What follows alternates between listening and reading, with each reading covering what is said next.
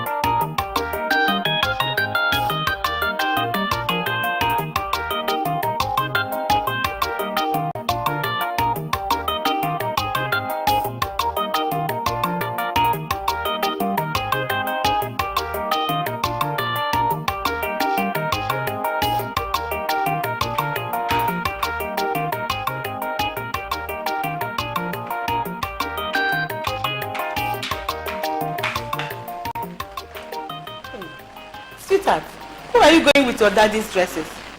I'm taking them to the laundry. To the laundry? Yeah, they're dirty. I just like to pack them and take them to the laundry. Felix! Felix!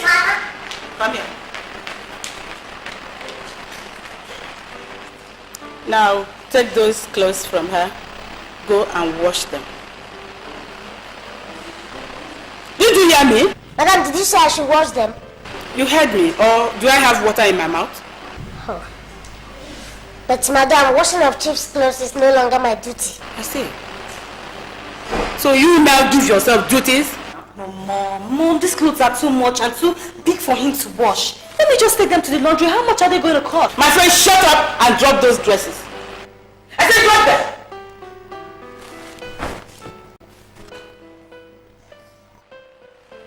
Now, you pick those dresses, go and wash them. And make sure you finish washing them, because there will be no food for you in this house if you don't wash them. And you, go and get dressed and go to the library. Go and get dressed!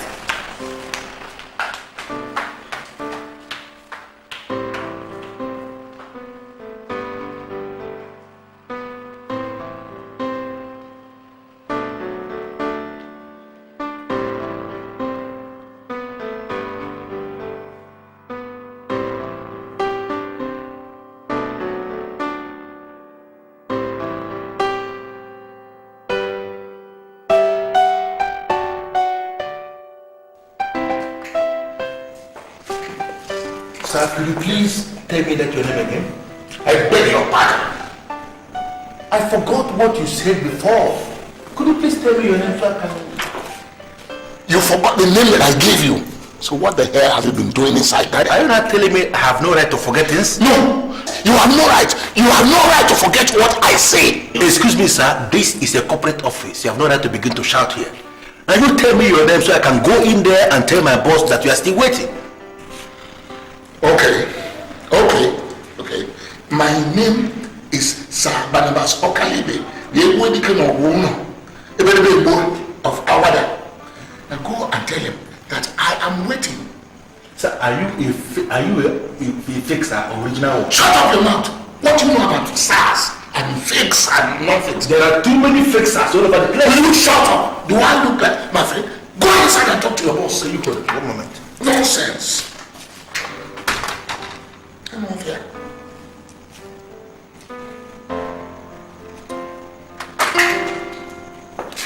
Sorry for the mix-up. You may go in now. Next time, watch your mouth, boy. Watch your mouth, because I don't take nonsense from anybody. Sir, there are too many fixers all over the country. Too many fixers all over the place. How do I know you are the original one?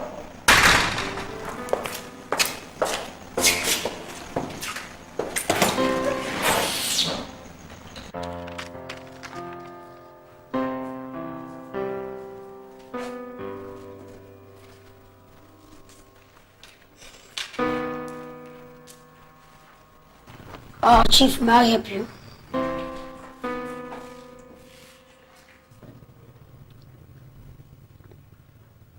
Chief, may I help you? Yes. I am looking for Evans Anuforum, the chief executive of Anuforum Constructions Company Limited. He knows about my visit. Are you the one that introduced himself as the Imodikin Ogono, one of Awada? Exactly. And if the king dies today, I shall be the next king. Interested? Yes. You sit down. Thank you very much. Thank you. Thank you so much. So, Chief, can I know the details of your proposal? Huh? Can I know the details of your proposal? Don't you people have manners in this company? I told you that I wanted to see Evans Anuforum, president of Anuforum Constructions Company Limited.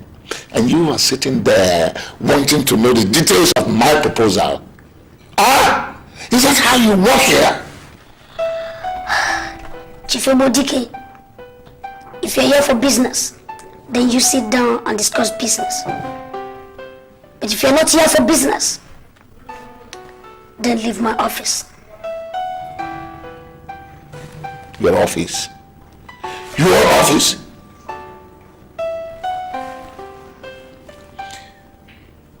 Yeah. Who are you? Who are you?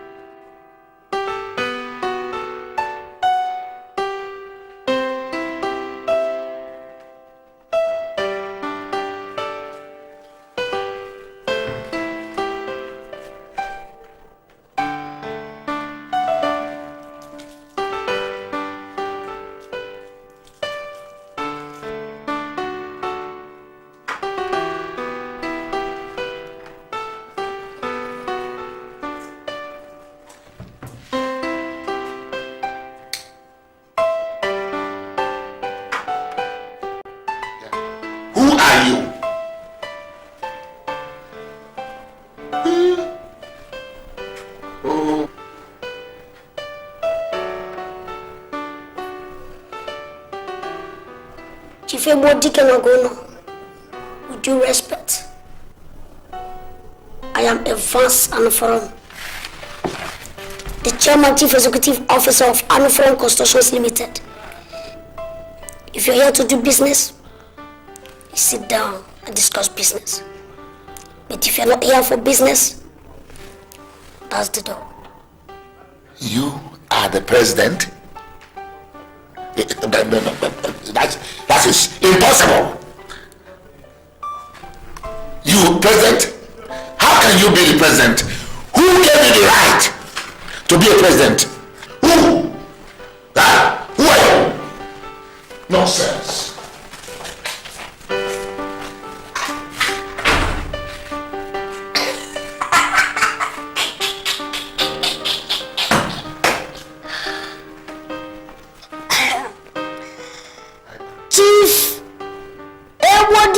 Whatever, you are just a fool. Just miss an opportunity for a big opportunity. It comes but once. If I could turn the hands of time I'll go anti-clockwise. If I'm to change my Hey, you must finish washing all these dresses. That is, if you have any intention of eating. Madam, can't you allow me to eat then I continue after? I am hungry and weak. If you like, you can die. But you have to wash those dresses.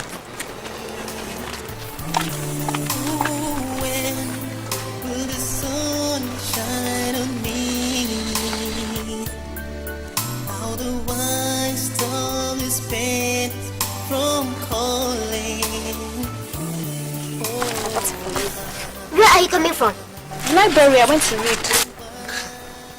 You mean you want her dressed like this? What is wrong with what I'm wearing? No, it's not wrong. Just, I don't like this dressing. I don't like it.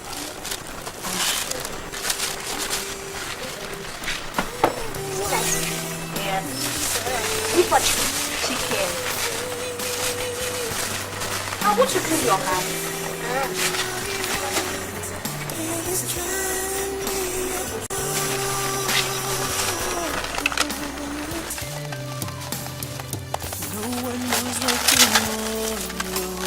You like fried rice, don't you? Yes. Maybe I'll leave or maybe I'll die. 'Cause I want to be suffering. I'm trying so What is happening here? Huh? Mommy, I bought food for him. You bought rice for him? Merit, how dare you? How dare you? Ha, all you now do is counter my instructions.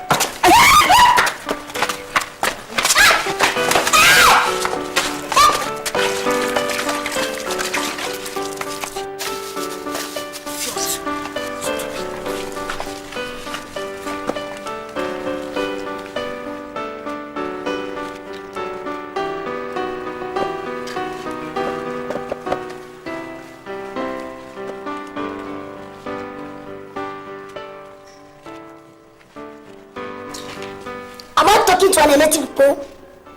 I said, what do you know about that man? Chief, sincerely speaking, I don't know anything about this man. In fact, I've never seen the man before. He introduced himself as I reported to you, and I allowed him because you asked me to allow him. Can you dig up anything on him? I want to know what moves him. Okay, sir. Get me his business name, his business interest, and if possible, his bankers. Okay, sir. I want to know what he has that made him think he is above board. Sir, maybe he was looking at the size. Are you mad? Sorry. Are you stupid? I'm sorry, sir. Mr. Zuma, why would you talk like that? I'll get out of my office and go and do what I asked you to do. Sorry, sir. Sorry.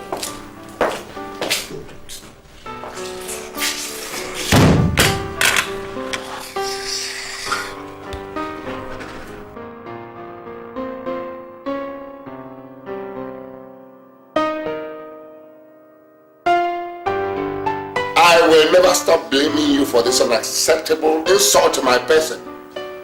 How could you introduce me to a riffraff? Have you known me to associate with riffraff all my life? Have you? Chief, it's unfortunate you are sounding this way.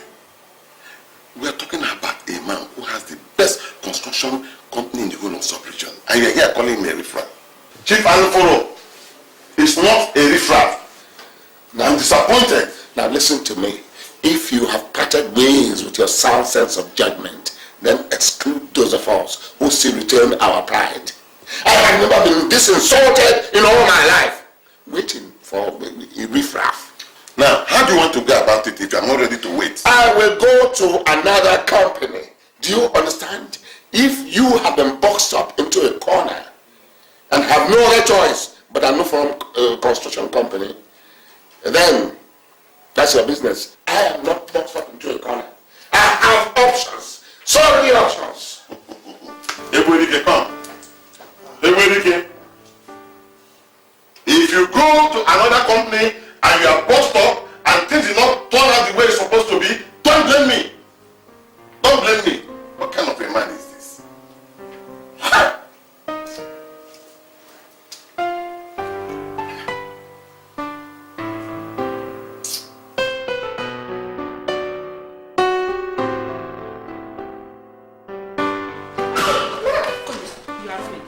Can you give me one reason, just one reason, why I shouldn't kill you guys in this house today?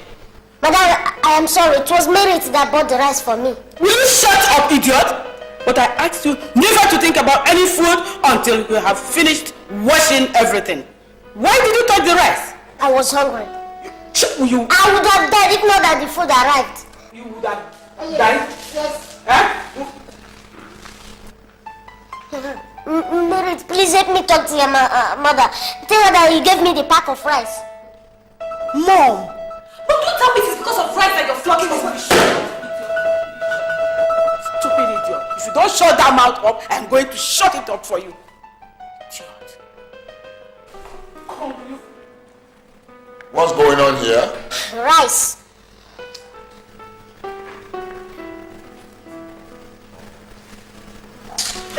What does it mean by rice? Merit bought rice for me. I ate it. Madam is hungry. What he's talking about? You went and bought rice? Dad, Mom said I shouldn't take your clothes to the laundry. That Felix should wash them. He was hungry, so I had to buy him food to eat. Who told you to take my clothes to the laundry in the first place? Did I tell you that in your dream? Chief, you must warn Merit. You must really warn her. She's beginning to be disrespectful in this house and I don't like it. I'll kill her one day with my bare hands in this house. I will do it, so help me God. I will. And you, what are you still doing here? Huh? Dad, just be very wicked to this boy. That is not fair. See what I mean? Do you see what I mean? She doesn't respect anybody anymore. Let us decide. Come back here, my dear. Come back. Come.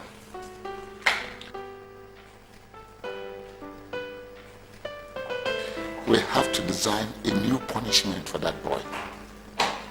Yes. Let's go take her out.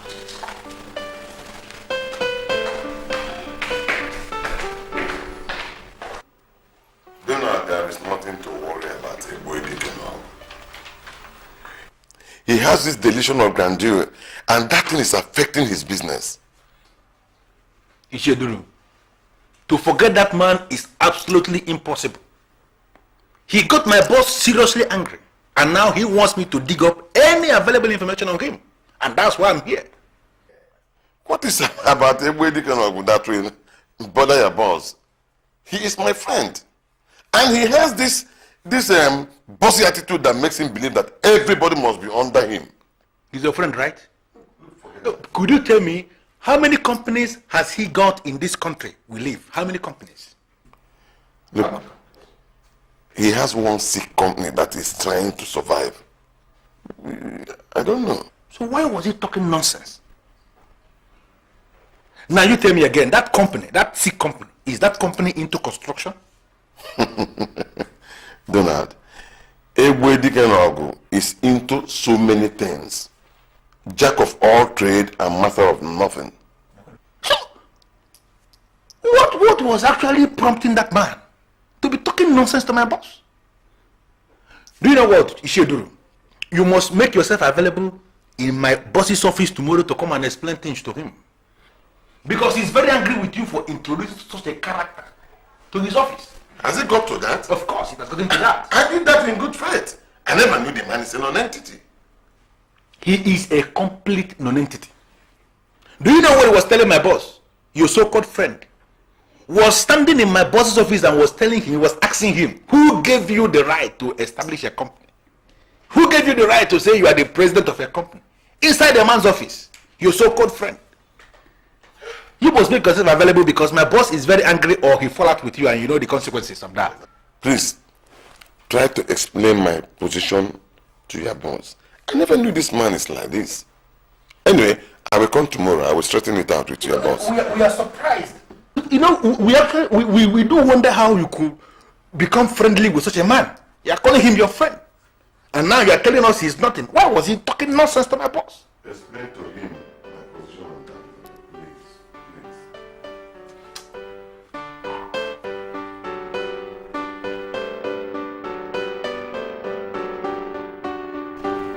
How many cats do you have in your family?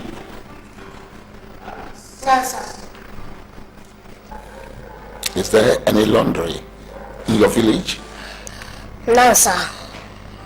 And apart from cocoyam, fufu, abu, yam, do you have any other thing you eat in your village? Nothing, Mama. Nothing normal. So why are you being stupid in my house? Is it because we give you balanced diet? That is why you are developing into a fool? I'm sorry, sir. It was Merit that asked me to eat. Have you ironed those dresses you washed? Ha! What do you mean, ha? Have you ironed the clothes? I'm sorry, sir. I will iron them tomorrow. You are lying. You have to iron those dresses this night. Madam, I washed 46 clothes today. I cannot iron them tonight. Go tell it to the birds. You must iron those dresses today. That is if you want to take dinner.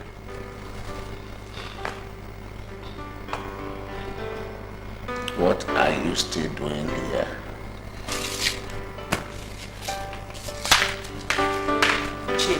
Chief, if you ask me, I'll suggest we take Merit somewhere else for her holiday.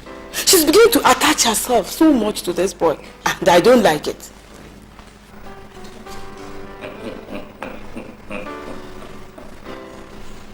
Attach herself to this woman? Yes. Yusuf, go and tell it to the birds. Yeah.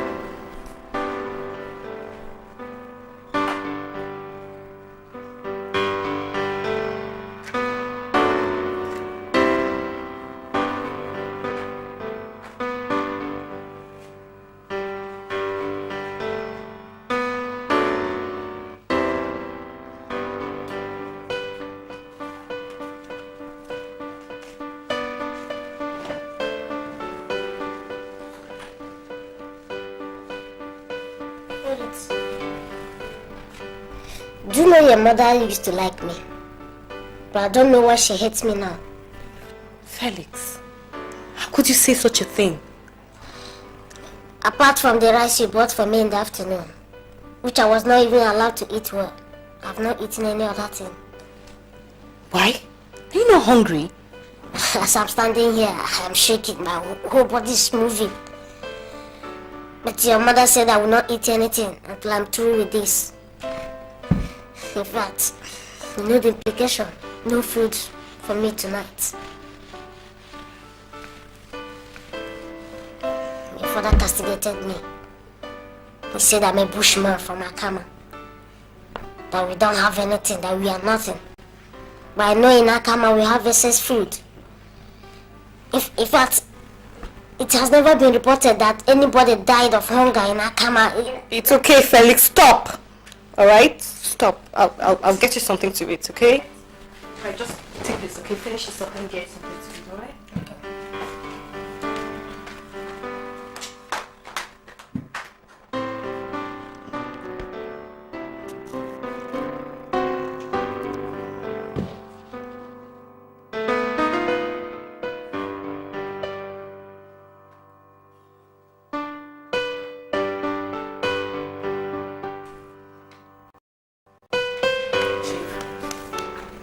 Chief, please wake up.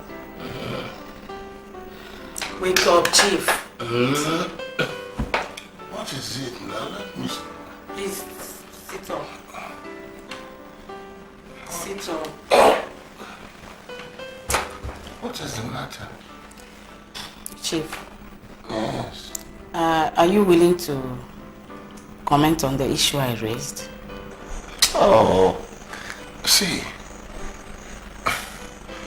you raised so many issues, Which one do you want me to comment on, my dear? If Merit is my daughter, I know her very, very well. She's so soft and too emotional. Chief, the best thing we can do for her now is to send her away to somewhere for her holiday. Or alternatively, you send away your houseboy. I don't want them to stay together. You see, when you said Merit is your daughter, you forgot a simple fact that she's also my daughter. I know that. I understand it perfectly well. But you are insulting our girl. Insulting our girl? Yes. How do you mean, Chief? For you to ever imagine that our Merit will throw her dignity into the gutter and commence a relationship with a houseboy. Oh, that's very insulting. I didn't expect something like that from you. Honestly. Chief, I am a woman. You don't believe what I'm saying?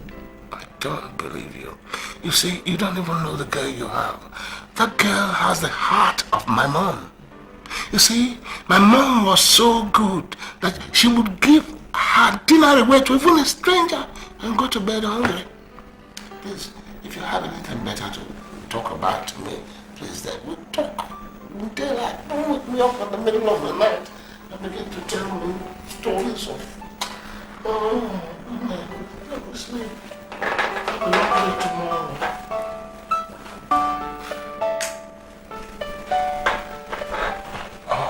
Oh, wait, my dear. Are you expecting? Leave me alone. It's all right. When you think about it, call me.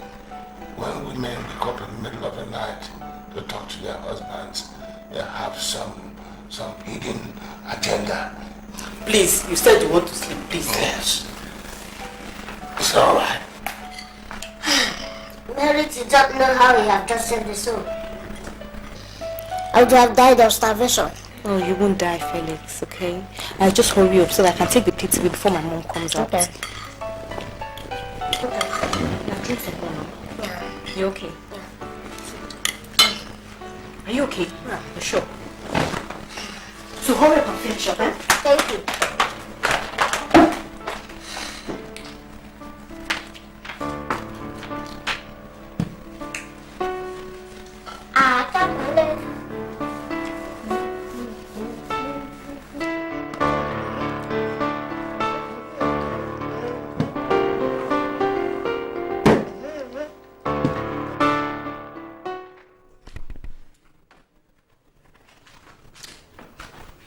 I gave you an assignment.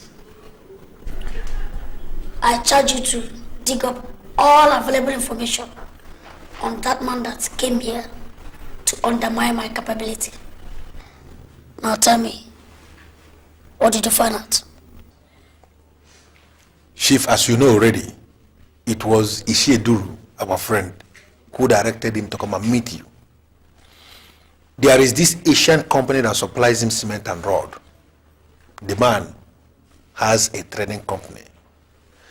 But the quantity they are supplying has become too much for the trading company, and he needed a supply contract from one of the construction firms around. That was what brought him here. Ishieduru directed him innocently, without any premonition that the man would come here to begin to talk nonsense. He told me that if the king of Awada dies, that he would be the next king. Is that correct? Chief, that is absolute bunk. Ebuedike Ogono will never be king in Awada because kingship does not run in their family. I questioned a lot of people, and all of them told me that this man has a problem. He has this bossy character that makes him think that everybody is his subordinate. He believes the world is under him.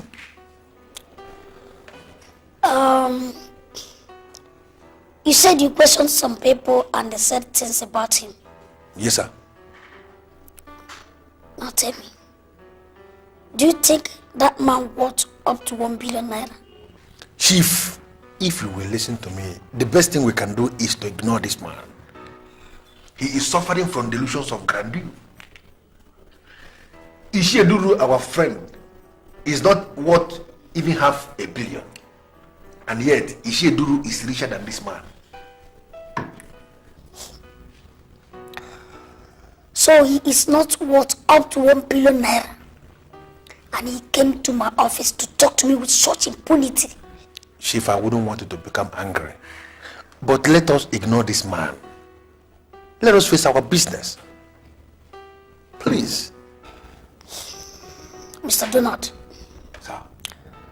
We'll open an office for him. Huh? Yes. We'll get him a file. I just want you to remind me every day about him. I want to show him who I am. You want to spend time on that man? Of course.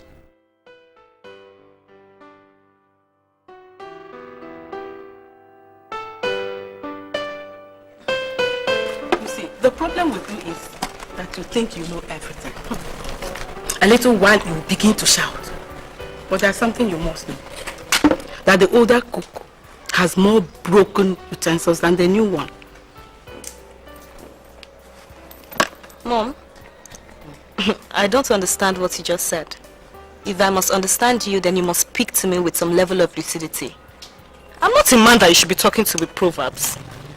I don't know what to think. And I sincerely don't even want to know. But there's something you must get clear here. That your father and I are against this sudden emotional attachment we're developing for this houseboy. And we want it to stop. Wait, Mommy. I don't understand this. Did I hear you say emotional attachment?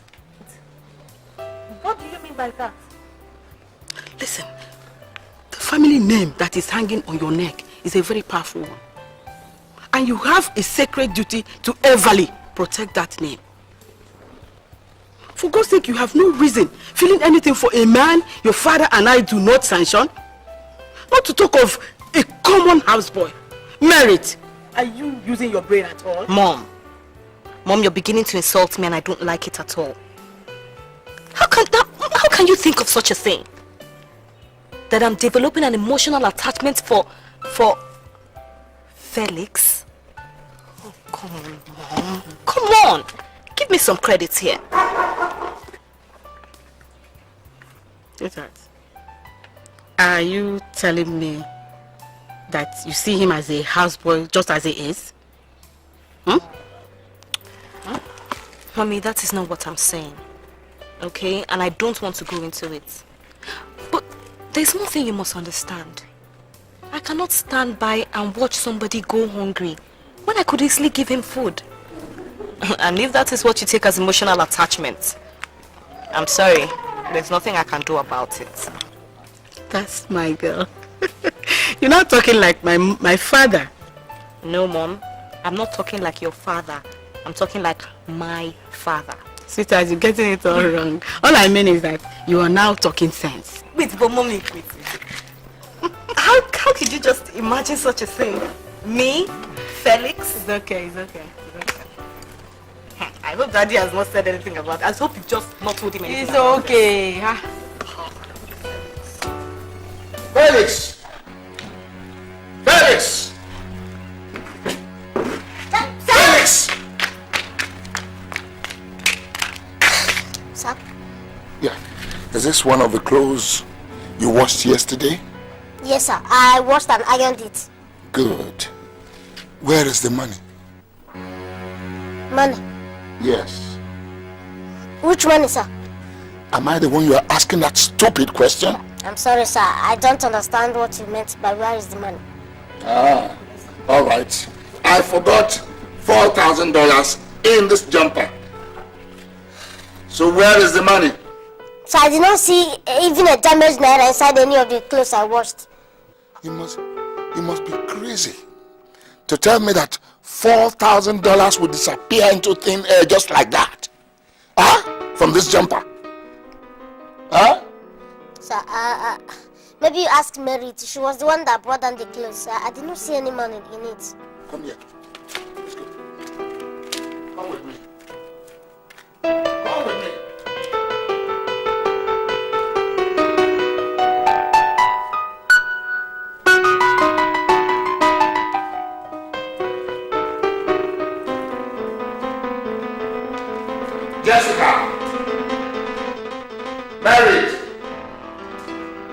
Jessica! Jessica! Mary!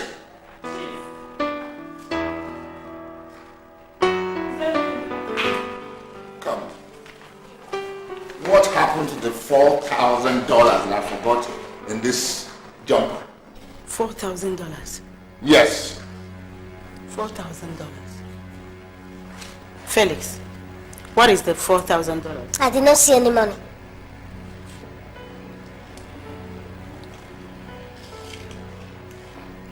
Yeah, married. Did you see any money in this jumper? No, Dad, I didn't see any money. I didn't even search for it. I just picked your clothes from where you kept them and brought them down. Chief, I told you, this boy is a criminal. For God's sake, Felix, what are you going to do with $4,000? Huh? Felix, I'm asking you for the very last time. Where is my $4,000?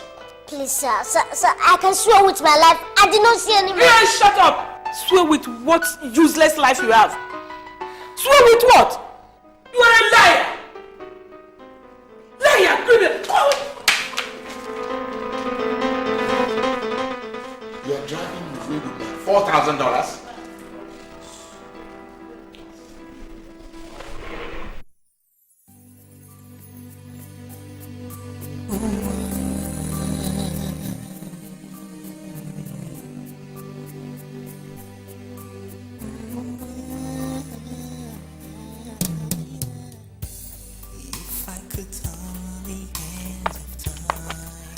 What do you want to do with $4,000? I said, what do you want to do with $4,000? What did you say? You heard me right, Felix. What do you want to do with $4,000? I mean, you should know the right amount to steal. So you believed them? You believed in your parents that I stole the money? Oh, don't be ridiculous, Felix. Are you trying to say my father was lying on what? He said he left that money in his jumper, and there's nothing you will tell me that will make me believe you did not steal that money. Merit, are you aware that it is possible that your father misplaced the money? What will I be doing with $4,000? I did not see any money. I'm disappointed in you, Felix.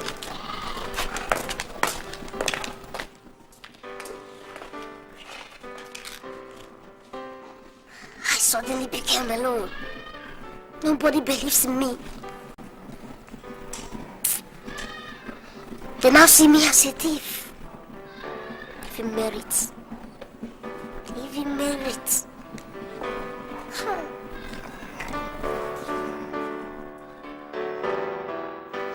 Ichedu, I will not say this again. I will not say it again. I'm a high chief, a senior citizen. I have pride, and that is the difference between the two of us. I will not do business with a man who is visibly low class. The problem here is that we are underestimating the capacity of that young man. He is not a low class as we concluded. We are talking about the man who has serious contacts, serious business connections, and you are here calling him a low class citizen. If I ask you to define what you mean by good business connections or high business connections, you are going to fumble. You see, my friend, you cannot teach me business. When I was making my first million, you were cutting timber along the forests of Ondo. That was then. Things are different now. You cannot judge a man because of his size. Judge a man by his capacity, what he can do, what he can deliver.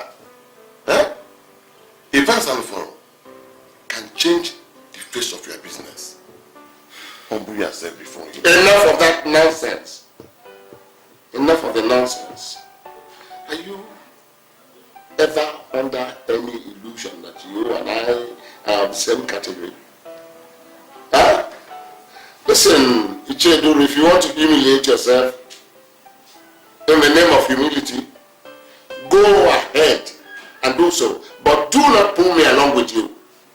That you can buy the whole iron rod and cement in your company. Look, why do you allow trivial issues to becloud your sense of reasoning? Icheduru, if I knew this was what you were going to discuss, I wouldn't honor your invitation. You see, the memorandum that guides my business is very different from yours. And if I ever want to amend any portion or all aspects of that document, I will not borrow from you. You understand me?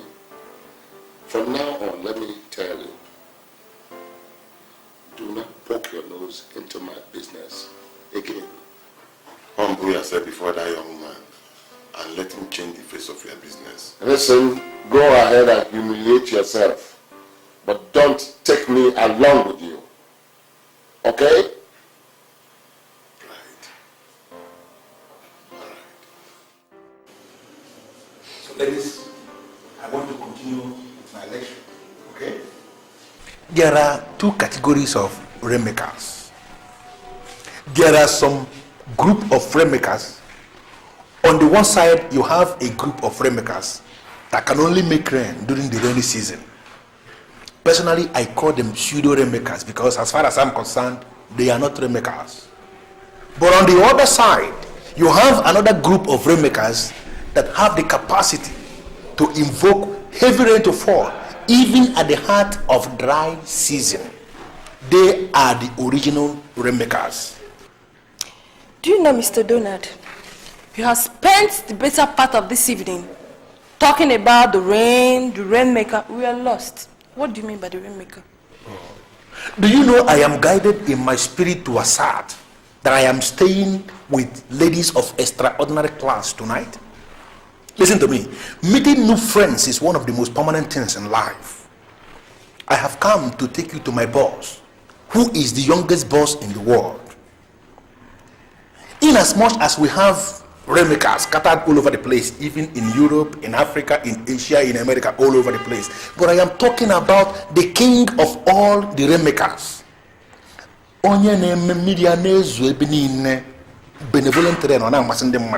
Mr. Donald, the way you talk about this rain thing gives me the impression that you're not talking about ordinary rain and water that I know. Of course, Cynthia, I'm not talking about water. No, why should I be talking about water? Just look at me. Look at me. Do I look like an official of the water corporation that moves from house to house talking about water and there is no water anywhere? No. Listen, Cynthia, I am talking about liquid. Liquid as in liquid cash. Okay? Just make yourselves available tomorrow and meet my boss. And he will rain heavily on you. Mr. Donald, what makes you think we want to meet your boss? Because at any point in time, he knows the right thing to say. He knows the right place to take wonderful people like you. He knows the right kind of gift to give excellent people like you. I just want you to make yourselves available tomorrow. Let me take you to my boss, and forever and ever you will be indebted to me for this unique, wonderful introduction. Mr. Donald, do you know what? We are not interested in meeting your boss. Baby, why? We're a politician. And we honor that politicians are not to be trusted. Oh, Joyce, why are you saying this? When you said I am a politician, you are right, because I am a politician. And one of these days you wake up to hear that I am the president of the Federal Republic. But listen, guys, I am not talking politics tonight. I am talking something that is very serious, because a time must always come when we remove ourselves from politics and be apolitical. What I am saying is that I have presented you with a wonderful opportunity for you to tap into the opportunity. Make yourselves available to meet the king of rainmakers, and he's going to rain heavily on both of you till you are saturated. Felix, I want to be very sincere with you, okay? My father has every justifiable ground to say what he said. What, if I may ask, do you mean by justifiable ground? My father said he forgot the money in his jumpers. I know my father. Okay? He cannot say so if he was not sure. Now listen, Merit. If you know you did not touch the money, then your father misplaced the money. Because I did not see any money. I did not see money there. Yes, I did not see any money. What is happening here? Mom, Felix is insisting he never saw the money. I don't know, I'm too confused. I don't know who is telling the truth now. Merit, do I understand you to mean that you think your father was lying? No, Mom, no. I did not say that. What I'm just trying to say is that Felix is still insisting that he can swear with his life that he never saw the money. And you believe that? You believe that? Now listen, you little brat. If you don't produce that money, I am going to starve you to death in this house. I will do it. Madam, I did not take any money. I'm telling you the truth, madam. I did not see any money. If you want to stab me, you're stabbing me because of nothing. Mary, to tell your mother, I did not see the money. Please.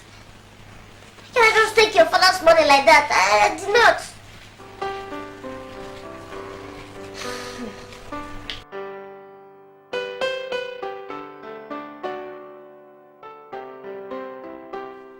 You see, ladies, I want to welcome you one more time to our very simple apartment. But as far as I'm concerned, this house is the most sophisticated in the neighborhood. Even Europeans, with all their millions, they marvel when they come visiting. If there is anything you have ever imagined to ever see in a good house, we have all of them installed in this house. Mr. Donald, you must understand one thing. We are not here to see a good house. We are only here to see your boss. And we have limited time. Do you know what, Joyce? I can see you are just being unnecessarily hasty. And the reason is because you don't understand the power of rain. Do you know the rain has a way it forces people to slow down? I'll give you an example. If you are driving on a smooth road on a sunny day, you can afford to speed silly, maybe 100 kilometers per hour or even more. But if you find yourself on that same road on a rainy day, you are forced to slow down. That is the power of rain. The king of rainmakers will soon be here. Mr. Donald, when? Are we going to wait for him all day? We can't stay here and wait for him forever. I did not touch this money. I have never seen dollar in my life. But how comes nobody is ready to believe me? I think I must go to Chiduru. I must beg him to come and talk to my boss. He is the only one my boss calls his friend. I must go to him. He is my only hope.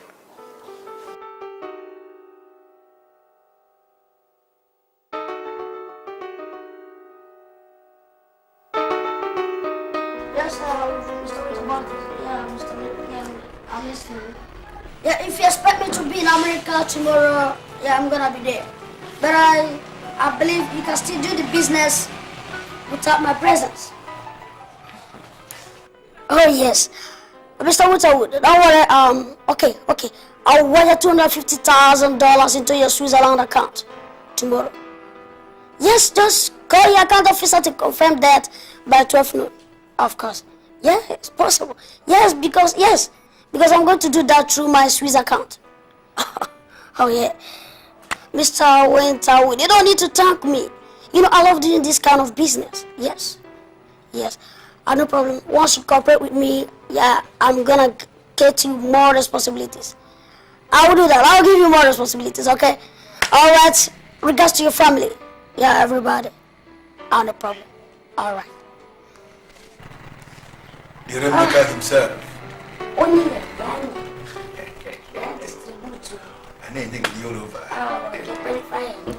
So, who are these beautiful damsels?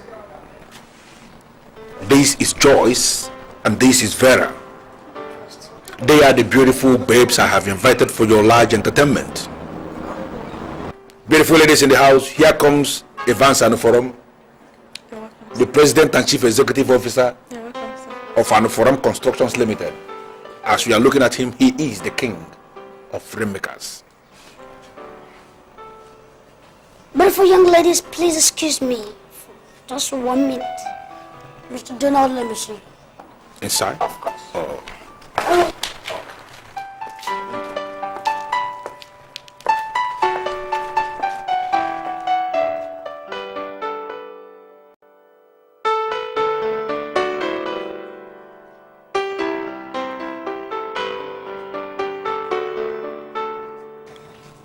You see, I'm not a man of too many words. But one thing I know is that your moment of peace has come. He told me about you people and I thought he was kidding. But now I know. Now I have confirmed that he wasn't kidding. Do you understand? Chief, you see, I made several promises to the babes before they came with me. But the main promise I made to them was that even when we are now in the heart of dry season, that you have the capacity to cause heavy rain to fall on their lives. Of course, as you know. Now stand up and rotate for me. Rotate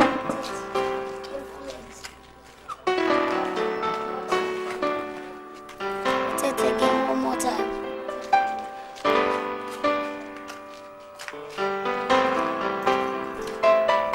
One more time, one more time.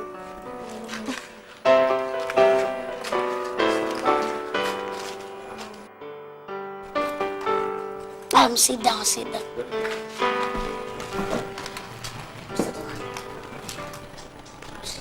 One more time. One more time. Please.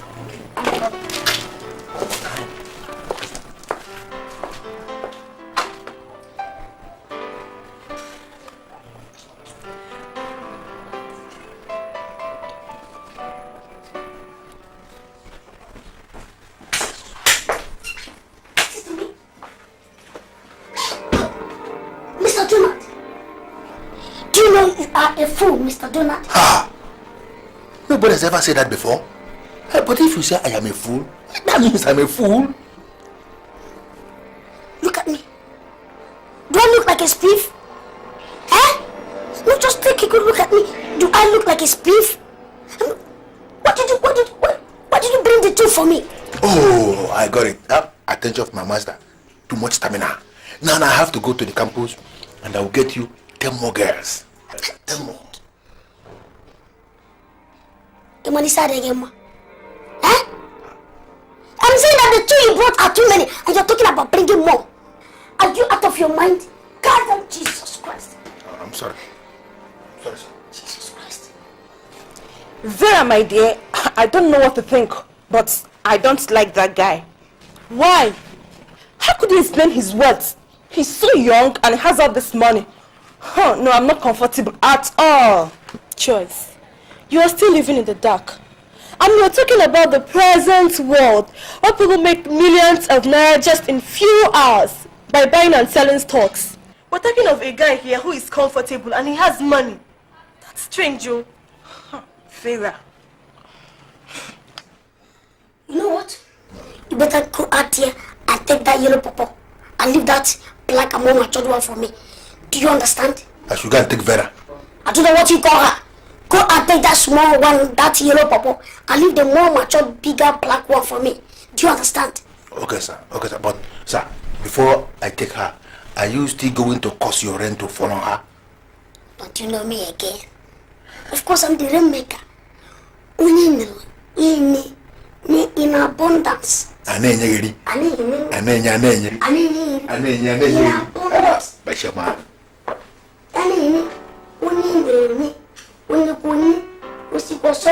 Oga in abundance. You can in the quarantine.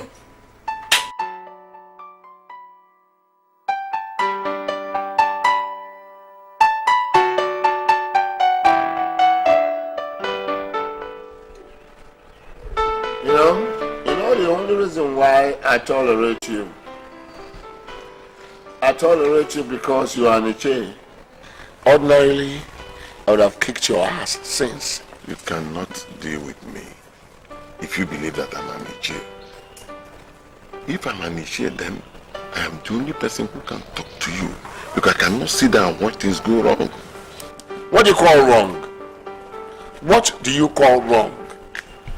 I warned you not to interfere with my business.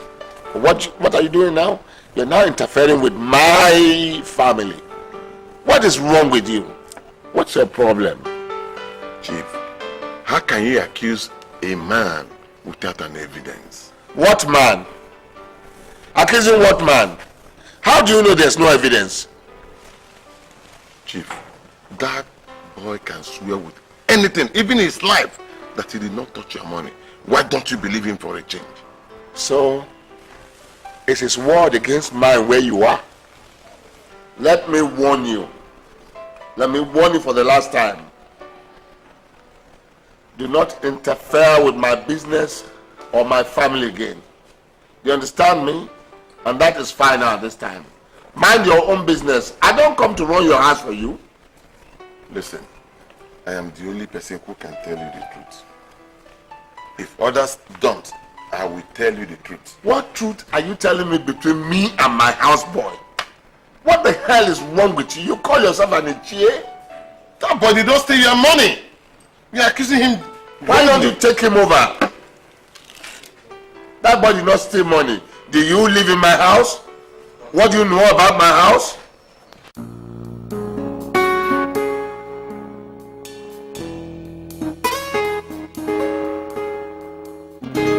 You're making me feel shy. What? Do what is in your heart. Don't ask me. Asking me to make a choice is tempting. Okay. I'll build you a house. No, I don't need a house. I'm building a house somewhere. You can help me to complete one I'm building. But I can't build one on a strange foundation. You can sell off the one you already built and I'll use the money for something else. But I'll buy you a new house instead. Okay.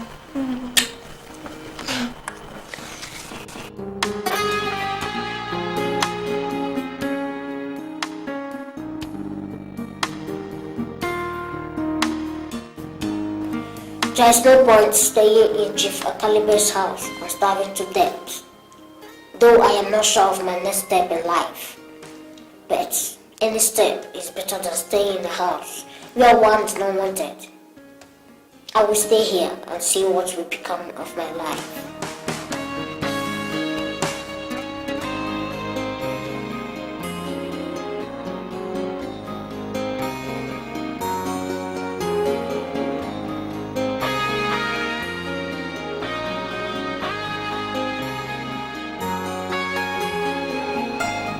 Are you telling me that you do not know the whereabouts of Felix? Honestly, Daddy, I don't know. I don't know where he is. He only left a note saying, that hell is better than this house. What? Felix left a note saying that my house is worse than hell? Daddy, I'm telling you the truth. That is what he said. What is happening here? Can somebody tell me? Did you read the note? Which note? Felix left an insulting note saying that my house is worse than hell, and I left. You see why I blame you most of the time? People say I blame you. You insisted we should send him to school. Now, if he didn't get that level of education, would he be able to describe my house as worse than hell and then leave? Would he? Is that why you're grinding my daughter? Huh? Is that why you are so annoyed? Felix? A common house boy? No, it's not a common house boy. Perhaps it's a common houseman. That man is older than my daughter. So Felix is a common houseman. Yes. Now you tell me, is there any house in Akama that can be comparable to this palace where we live in? Even the boys' quarters where he stays, is there any house in his village that can compare to that? His king, Isigwe, lives in a hut that is not even comparable to the place I keep my dogs. Chief, we should be talking about something better here. Not about Felix. Huh? I have to look for that boy and kill him. Huh? Yes, it's like any other rat. Stamp him out. Mr. Donald, were you able to look into the contract that Mr. Drew brought to this office? Exactly, sir. The contract appears okay. But one professional look will reveal that the business is not going to be beneficial to this company in the long run. What do you mean by that? You see, this was the exact reason why Richard and Baruch packed up and died a permanent death. They were awarded a similar contract and they executed with their money. Then a new government came up and cancelled the contract. According to them, the contract did not follow due process. Richard and Baruch fought for several years and finally they lost in court. They lost their money. But do not. We are talking about the contracts that will be beneficial to this company. And you're telling me about a dead company. Mr. Donald, you forgot that I pay you a lot of money. I mean, sometimes you should talk to me with lucidity. What the hell are you talking about? Chairman, Chairman, I'm so sorry if that is the way you understood it. But you see, the contract that Ishieduru brought to you was awarded to him by the Senate President. That contract was awarded to Ishieduru by the Senate President in his individual capacity as the Senate President. There was no contract award set up. Sir, it is very risky for us to venture into such a contract. That's what I'm saying, sir. So, are you saying that we should leave the business? Exactly, sir. Inasmuch as you are the chief apostle of Onyanyele, Nyanya, you cannot afford to execute government contract with your own money, with your company money. What I want you to do is to go back to Ishieduru, or you can call him on the telephone and ask him to come over to your house in the night. Let him go back to the Senate President and let them release 80% of the contract value. That should be the only way we can venture into that business. You see, if the Senate President is not willing to release 80% of the contract value down, then my advice is very simple. We must stay away from that business.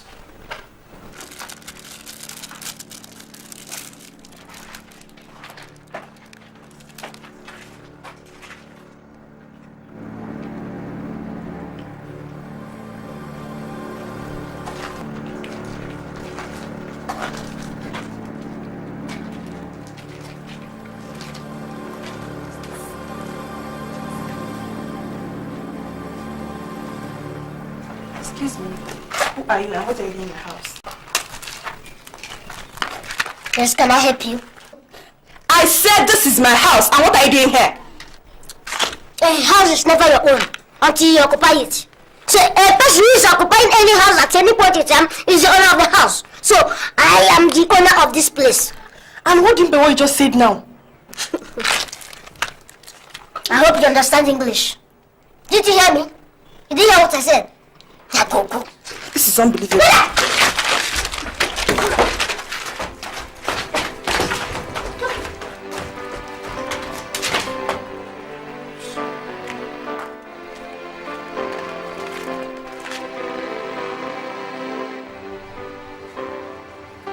Good morning, sir. How are you, Mr. MP? Mr. MP, how are you? I don't want to spend more than 5 minutes in this your office. I told you everything is under control. I just finished talking with Mr. Winterhood and I can assure you everything is perfectly under control. Mr. MP, everything is under control. It's absolutely nonsense. It's absolutely meaningless. It is fake and I don't do fake business. Now tell me, are they really under your control? Yes, under my control. I've done big businesses with Mr. Winterhood in the past and I can vouch for him. He's a gentleman of absolute integrity. Mr. MP, there is a dangerous security report on the destination port. We wanted you to ship those containers. Now we want everything shipped to the Calabar port. Mr. Donald, I never heard of any security threat. For God's sake, Mr. MP, we are not concerned with what you heard. There's no threat to security and we cannot afford to have our expensive diamonds shipped to a volatile port. Huh?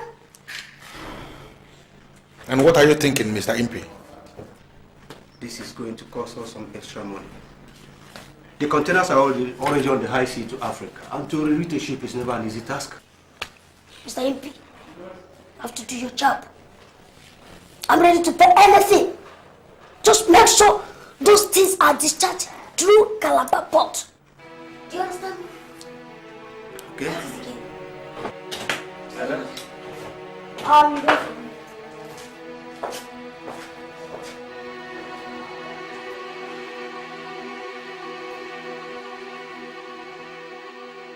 Cynthia, I sincerely don't understand you. What exactly are you saying? Joyce, that young man is having an accommodation problem. That's why he's putting up there. You can't be so heartless to throw him out. Didn't you see how he was abusing the whole place? What exactly are you saying? Do you know how much I put in that house? I don't know what to say, but one thing is clear. We won't be so wicked all the time. Since you're talking nonsense, arrogant nonsense, but you're talking rubbish, as long as I'm concerned, this discussion is over, and I'm going to deal with that now. Rubbish.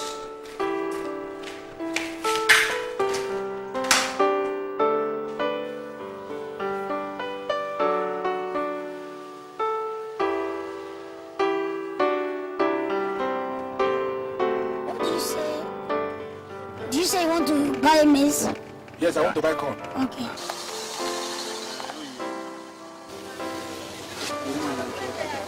Hey boy, how many did you say you need? Just one. Bring one maize. One? Of course, do quick. Who wants to win? So you need one. Okay, choose one. Give me the two of them. Okay, two. All right. How much?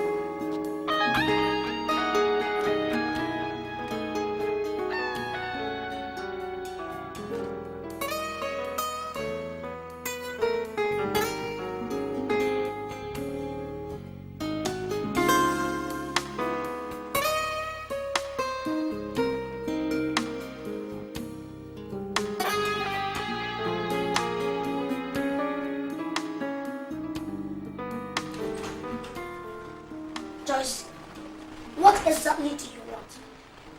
I want him out of my house. Jesus Christ, but I thought I've told you to sell that crap. No, for Christ's sake, what do you bother yourself about that crap living in a crappy house? Huh? Chief, I can't sell that house. I sold that very house with the very first money I made in my life, and you don't expect me to sell the house. Joyce, I think I understand your argument. Okay? But you see, we had hectic day. The business of throwing one riffraff out of an uncompleted building can be handled tomorrow. You don't expect us to leave after the kind of business we had today to go and begin to throw one riffraff out. Please. Mr. Donald, so what do we do? What is your suggestion? Exactly what I said, sir. We leave that business for tomorrow. We can do it today. Please. Meet me in my bedroom, okay? I don't know why you are grumbling. I don't know why you're just grumbling. How do you expect Chief to leave and begin to go and pursue a riffraff after having a hectic business? I have always told you that the man called Evans Anuforum is not my kind of businessman. See now, you have been humiliated by that riffraff.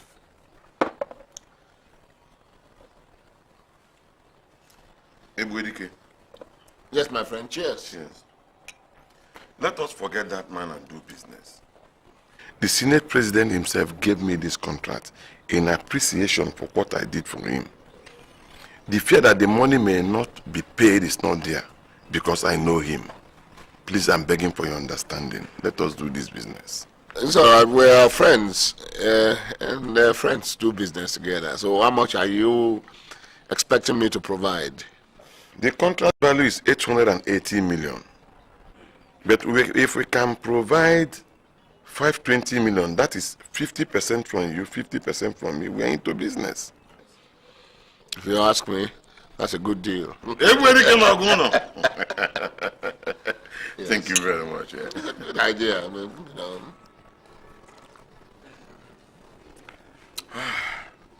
how soon do you want the money? As soon as possible. Okay, tomorrow we'll go to the bank. Hey. Yeah. Yeah. Everybody can.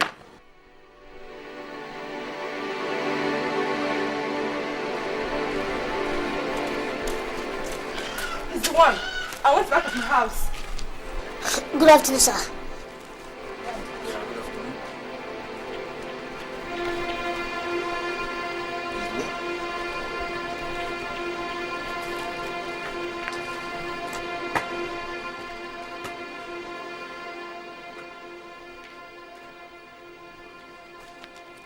Is this not the same boy who saw on the traffic selling something? Exactly. He's the one. Come, boy, come here. What are you doing here? He said he's the owner of this house. I'm sorry, sir. I was thrown out of the house by my boss. And who is this your boss, if I may ask? Chief Okalibe, Ebodike na Ogona 1 of Awada.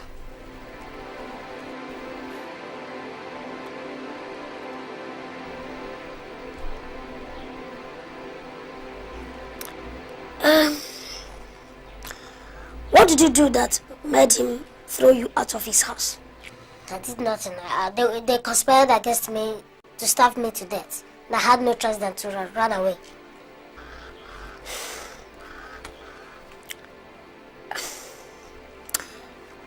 Have we met before?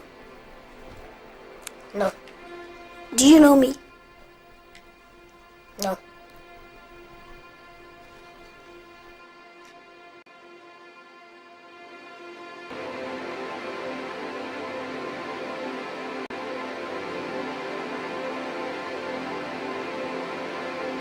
Chief, are you alright? Yes, I'm okay. I was just thinking. Chief, can I go now? No, you cannot. I have a lot to discuss with you. Mr. Donald. Sir. Excuse me. Okay, sir.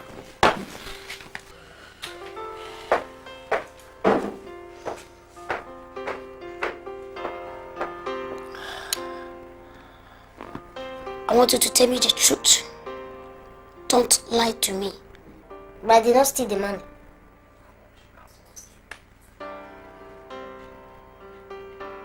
How much?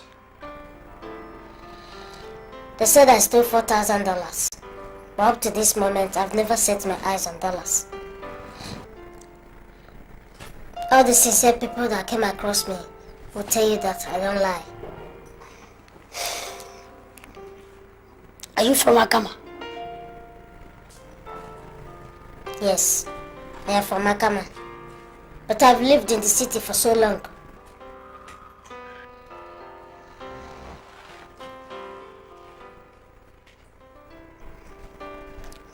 What is the meaning of this? You're kneeling down before me. I humble myself before you. They said I am the king of the rainmakers, but they are wrong. You are the king of the rainmakers, and I greet you. I greet you like my master. What do you mean by rainmakers? Mr. Donald, I have to be very sincere with you. You are the only reason why I'm still in this relationship. Evans has a way he behaves that I find absolutely disgusting. Do you know what, Joyce? What? You are just overworking yourself for nothing, and that is unacceptable. Evans Anuforum is a multi-billionaire. We are talking about a guy that has too much money. Listen to me. A guy that has too much money can afford to talk anyhow, reason anyhow, argue anyhow, I can even do anyhow. You know, I give you this advice all the time. I don't know why you're not getting it. You are the person who must begin to fashion out how to begin to follow this guy at his pace. Mr. Donald, you know I'm a very fragile person. You keep saying this all the time. This thing gets on my nerves. I want to talk to him. If you want this relationship to continue, then the two parties has to be committed. I completely disagree with you in that angle. Listen to me. Evans and Forum will never ever get committed to you. Okay? Are you aware we are talking about a guy that has massive money and means? How could you even open your mouth to suggest such nonsense in the first place? That my boss will be committed to you? No. You are the person who must begin to fashion out how to become committed to him so that he can solve all your problems. He can get your life established like he has established my own life. Even if some of the problems you have that you don't even know you have, he will decode them and solve them for you. You know, that is what is called making. I wonder, all this while, it is well in the makers, he might even has a making on committed to you. It doesn't make any sense.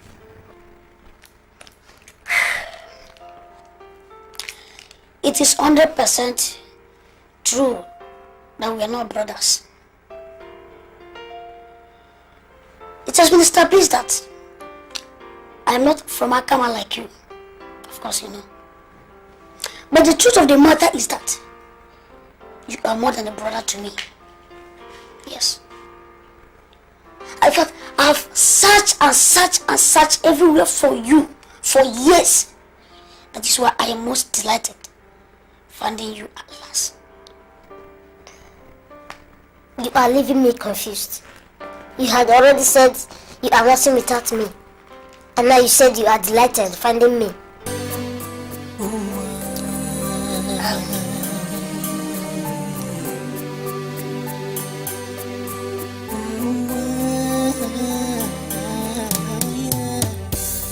If I could turn the hands of time.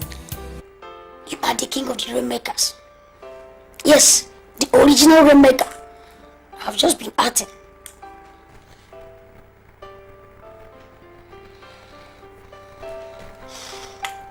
You know what?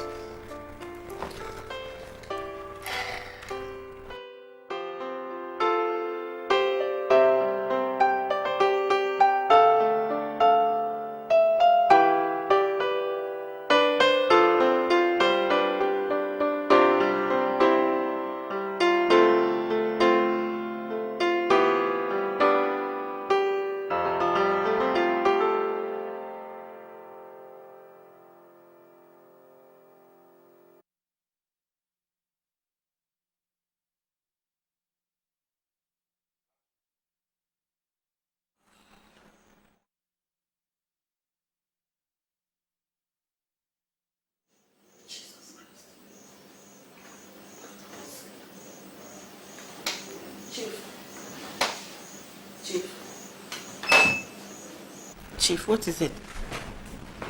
Huh? Chief, why are you hiding your problems from me? For God's sake, I am your wife. And if there is anything the matter, I think I should be told. Baby. First, I am not a baby. And I'll tell you again. Okay? There's nothing the matter with me. I don't believe you. I don't believe you. Yesterday, you didn't sleep throughout the night. And today again, look at the time. After 1 a.m. and you are still thinking. My dear, please tell me, what is the problem? Yeah. Jessica. Yeah. My friend.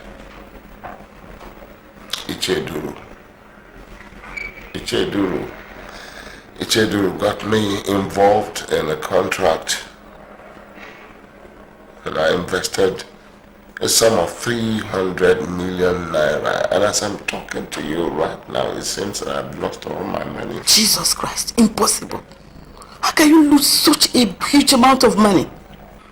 You see, the contract was awarded to him by the late Senate President in his personal capacity as Senate President then. Now that is late, the new Senate President says that the contract is illegal and therefore cancelled it.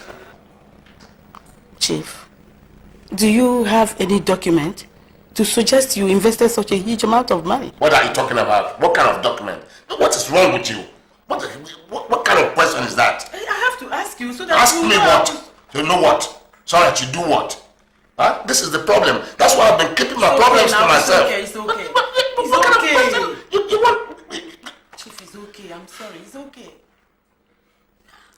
In this country, what kind of paper can you go and present to the government and say this is legal? Mr. MP, I must say I am most delighted with the level of urgency and expertise you exhibited in this matter. You know, you have just proved to us the reason why they call you the best. And I must say thank you very much, Mr. MP. You're welcome, Mr. Donald. Thank you. You see, I am guided in business by that aged business philosophy that the customer is always right. Even when it's wrong anyway. But we owe everything to your master. Had it been he didn't make fund available, we could be in a fix by now.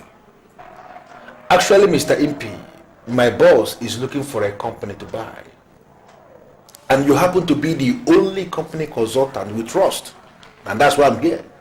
So, do you have any dyeing company to sell or a dyeing company you can introduce to us? What is this going to do with a dyeing company?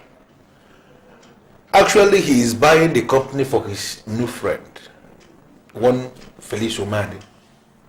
We just met this guy a couple of months ago, but suddenly my boss is attaching so much importance to the young man. According to what he told me, the young man was the foundation of the wealth he enjoys today. This is really strange. Mr. MP, let us not bother ourselves with the strangeness or otherwise of the statement credited to my boss. Just ask him a question. Do you have any dyeing company for us?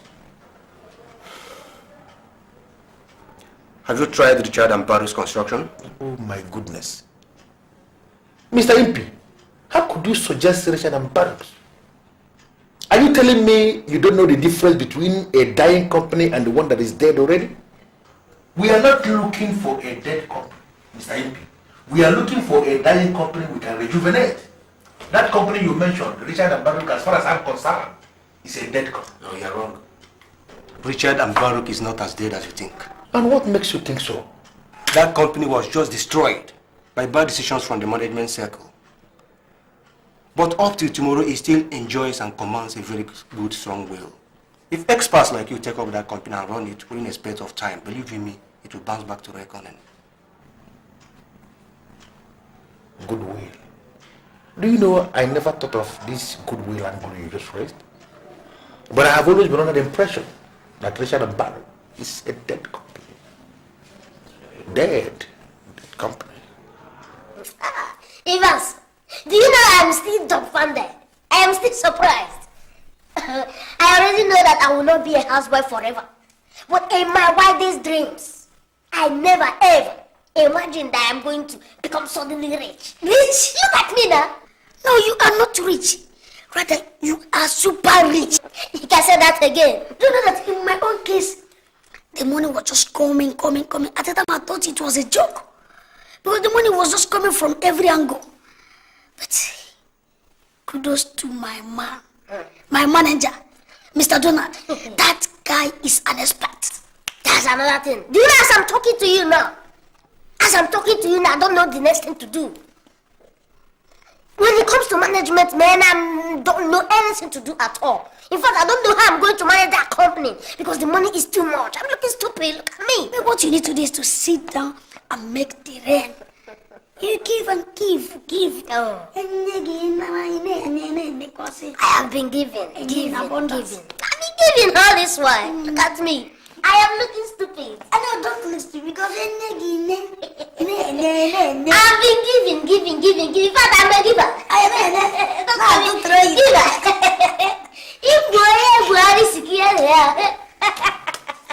There is nothing you are going to say that will make me change my mind. I blame you 100%. I mean, how could you get me to invest a sum of 300 million naira on a project you have not investigated and analyzed? How could you? How could you? I was told the contract has been awarded to a new company, and I'm still following the development. As a matter of fact, if it turns out to be true, all we need to do is to negotiate with the new company. There's nothing to worry about. And where did you get that information from? Oh, the principal staff of the Senate told me. The Senate president wants that contract to be completed. That's why he has appointed a contract review panel, which finally awarded this contract to the new company. Now listen to me. I want you to go back to your said principal staff and get the name of this company. We cannot sit here and wait for them. We have to pursue them. I mean, I 300 million naira. I worked for it. I did not pick it from the gutters. Neither did I pick mine in the gutters. I don't give a damn. I'm talking about my own. We have to. I don't see anything to worry about. I did not pick my own in the gutters too. But I'm talking about my own.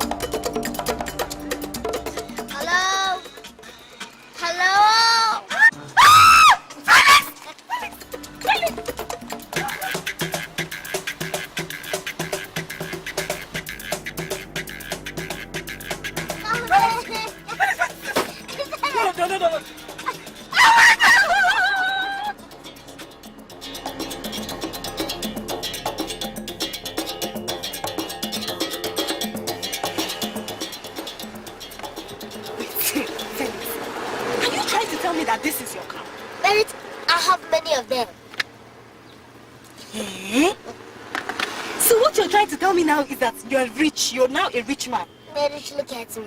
I am the king of the realm makers. If you follow me, I will rain heavily on you. I am a giver, and I will continue to giving. So how is your father? Wait. Felix, wait, I don't understand it. Am I sort of dreaming or something? Am I? Where did you say you're going? Where I'm going? Yes, where are you going? Anywhere you're going to. Oh, that's beautiful. Okay, you guys come to my friend's party. Party? Yes. Don't just worry. You're okay. Once you're with a Rebecca, you're okay.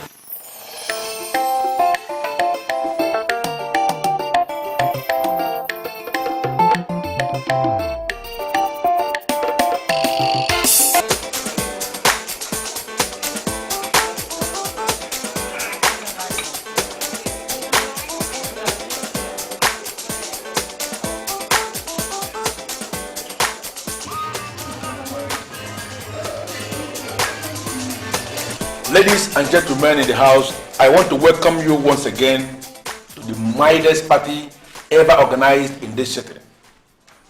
We have just witnessed the arrival of Chief Felix Umade, who is the President and Chief Executive Officer of Crecon Transvanity Limited. He is here to enjoy himself with us, and I want us to put our hands together for him. We are talking about rainmakers. I am aware many of you have been hearing this new concept of rainmakers that is spreading all over the place, but most of you don't know what it means. But I've been able to learn a new slogan from them. Two of them are rainmakers as you are seeing them. And they call this new law of rainmaking Onyenyel Nyanye. That is people that have been given by God the ability for them to give to others. Onyenyel Nyanye. Can we repeat that after me? Onyenyel Nyanye. One more time. Onyenyel Nyanye. One more time. Onyenyel Nyanye. That is the concept of rainmaking. Anenye all over the place. Onyenyel, onyonya, onyanke, nyonya. Anenye, so many will kill the all over. You know? But I want us to invite Chief Felix Umadi to open this floor for us officially. We have been dancing all this while, but I want him to stand and open this floor officially for us so that we can dance more officially. Yeah. So let us put our hands together as he stands on his feet to do just that.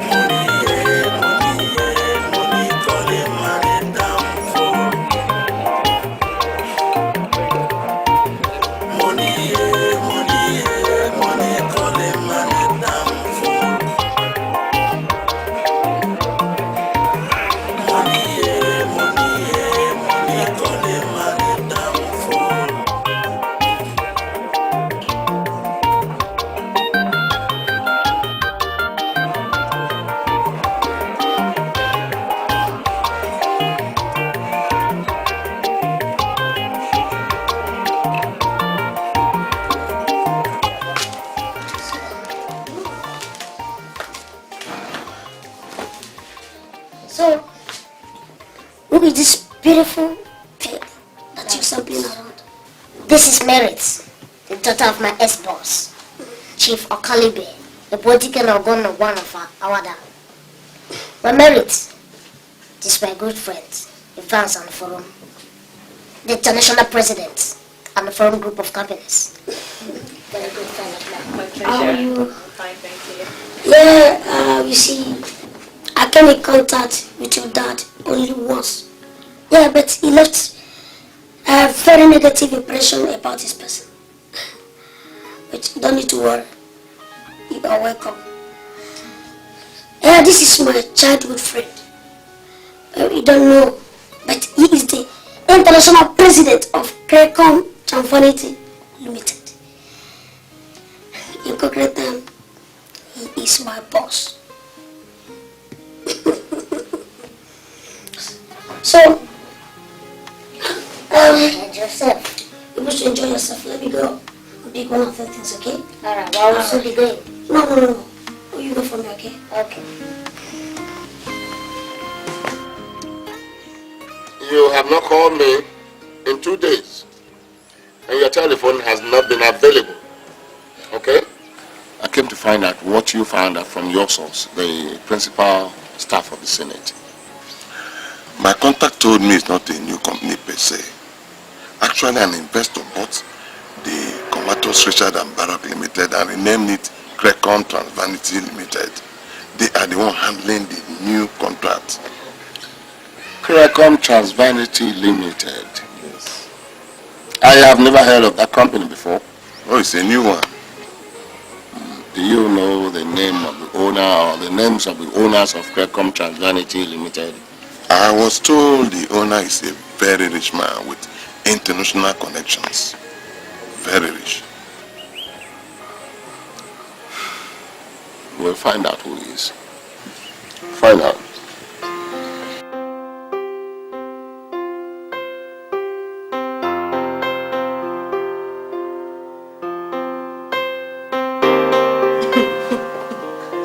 Felix, I don't understand this. I can't just explain. I mean, what is going on here? Merit, you don't need to explain anything. In fact, you don't know what is happening. I know what is happening. The rain is falling. Mary Nezo. And you are benefiting from the rain. Rain? Yes, rain. Oh my god. Do you know, I totally forgot where I was going to. I've never behaved like this in my life. I know you won't understand, Merit. But I don't want you to bother yourself over nothing. Because you have come in contact with the king of the rainmakers. And I want you to be happy. Because from today till the end of your life, you will constantly have the fate of a friendly rain in your life.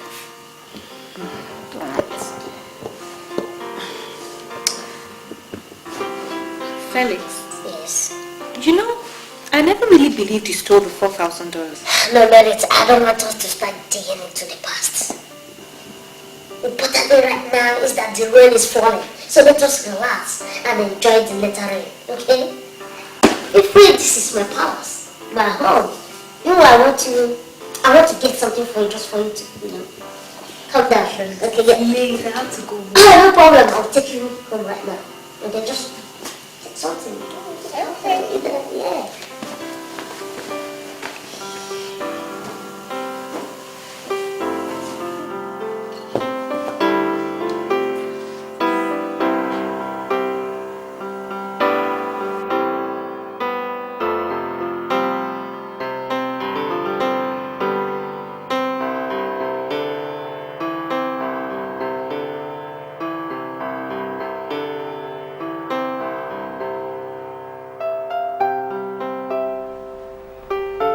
The impression you're giving me is that you do daughter is? Chief, she told me she was going to Nice Street to go and visit a friend. To visit what friend at Nice Street? Huh? Do you know what the time is now?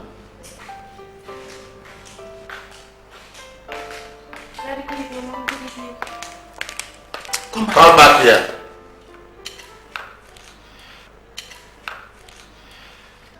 I understand that you have lost your manners. A girl like you walking around the streets at 10 p.m. Dad, I'm sorry. I couldn't get a bus and I didn't have enough money on me to board a taxi. Watch it, young lady. Any other time you walk into this house at this time, I will give you the beating of your life. I'm sorry, Dad.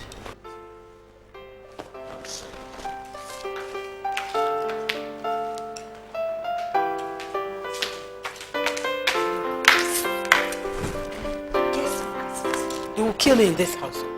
My eyes saw wonders. What did you say? Your eyes saw wonders. What did you say? Chill. I saw wonders today. Mommy, a bushman from the bush tribe of Akama is suddenly rich. What do you mean by that? Mom, I saw Felix today. Felix is now stickingly rich. You know, Felix now, the one we accused of stealing, he's now a billionaire. He gave me $1,000. Felix is now rich? Tell me you are kidding. Mommy, he says he's the king of all rainmakers. And you know what? He's the president of an international company. Give me $1,000. Why are you laughing? Oh my God. Mommy, you think I'm joking? Oh my God. Mommy, I'm not kidding you. Felix, so how is he now? Is he taller? No, he's not still the same thing. He's still like that, but Mommy, he's now very rich. You have seen him as small as easy what he was wearing. He was looking too tech. Mommy, forget to God has blessed us. Mommy, he's found out.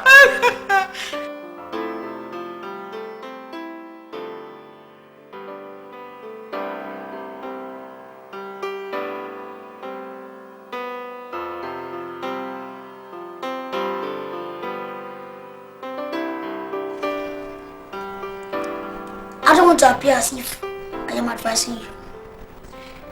But I don't know. That suggestion from the principal staff is idiotic. Well, what is your impression about Merit? Do you like her?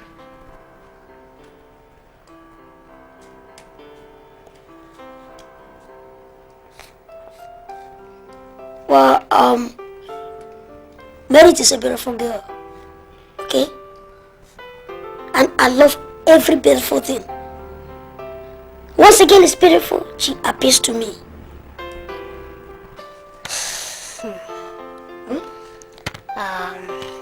Well, I don't know. I don't know if she's aware. But gradually, my heart is pushing towards her. Really? No problem. Make your choice. Go after your heart, okay? Are you still going out tonight? Of course. I will. Just when you're ready, give me a call.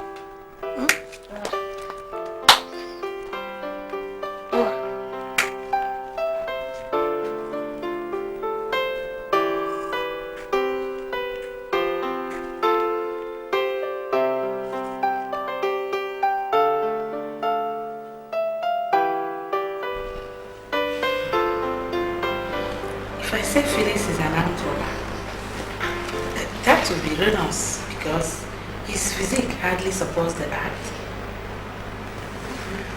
And if I say he is a dupe, it's also erroneous because he doesn't have the sharp brain to dupe anybody. I really wonder how he made this money you are talking about. I don't know how Felix made this money, but I can easily say with very much confidence that Felix is now richer than that. Oh, shut up. Shut up. What are you talking about? Do you know the worth of your father? Do you know who your father is? Huh? How can you say a thing like that? I'm sorry. Do you know the worth of your father? I'm sorry, but mommy, pictures don't lie. Look, I was with Felix in his house. I saw everything. This guy has so much evidence of too much money. Do you know what I think? He may have invested with that money he stole from your father, and God blessed him. No, mommy, no. You know, I have this very strong feeling that Felix didn't steal that money. You know, Daddy might have just misplaced the money somewhere. Is that another way of saying that your father fabricated the story? No, Mom, no. But I think Felix is innocent. I strongly believe that. The guy is too much, man. He's raining him too much money. Happy for him anyway. See how it goes.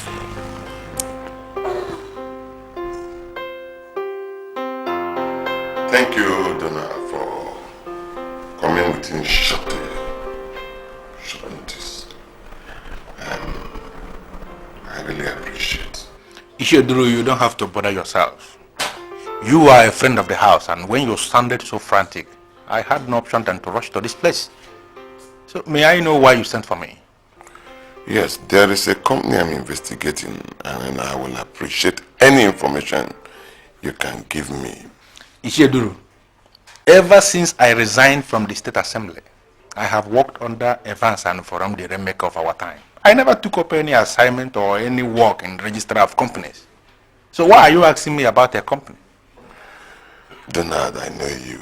You know it, that you are very mobile and versatile, and you have this penchant of knowing driving businesses. Come on, I know what you can do. Should I take that as a compliment? It is. Okay, may I know the name of this company you are investigating? It is called Cricom Transvanity Limited. They are into contracts, and they've just won a contract to complete the job we have done 80%. I want to know them so that we can negotiate. Cricom Transvanity Limited? I think I know the owner. Really? I know the owner. The owner is my friend. The owner is a friend of my boss. And what is his name? His name is Felix Umade. And according to my boss, the guy we are talking about is the foundation of the money my boss has. They look alike, they look like brothers, and they are getting on well. You see why? You see why I said there is nothing that you cannot perceive the other. I know you can nose around. So, Felix Umade is the owner of that. Even if you like, I can even give you his telephone number. You can call him on phone for first-hand information. Really? His telephone number? I can give you his telephone number. That's why I said you have this. So are you relaxed now? Very much relaxed. Then you ask your guys, ask your boys to get something. I'm home, but I'm begging. The rainmaker. The rainmaker. Otto, what is the problem? Sincerely, I don't know what to advise, but I think Mary's mother is a nice woman. So what do you want me to do for her? You know, Onyenyo, Yane is the law. And I want to keep that law all the time. Is it possible for you to buy another car for her? That Akava Benz will kill her one day. Otto, do you know you're a very smart guy? I was just thinking of the same thing. You know, I will change that Mercedes car for her. That car is not a female car. So I will change it for her. I will do that. So, will you buy her a brand new car? It's okay, Otto. Just leave that for me. It's a promise, and I'm going to fulfill it. Just get me my satellite phone. The rainmaker. Otto. The rainmaker. Otto. Onyenyo. Yane. Yanye. Otto, smart guy.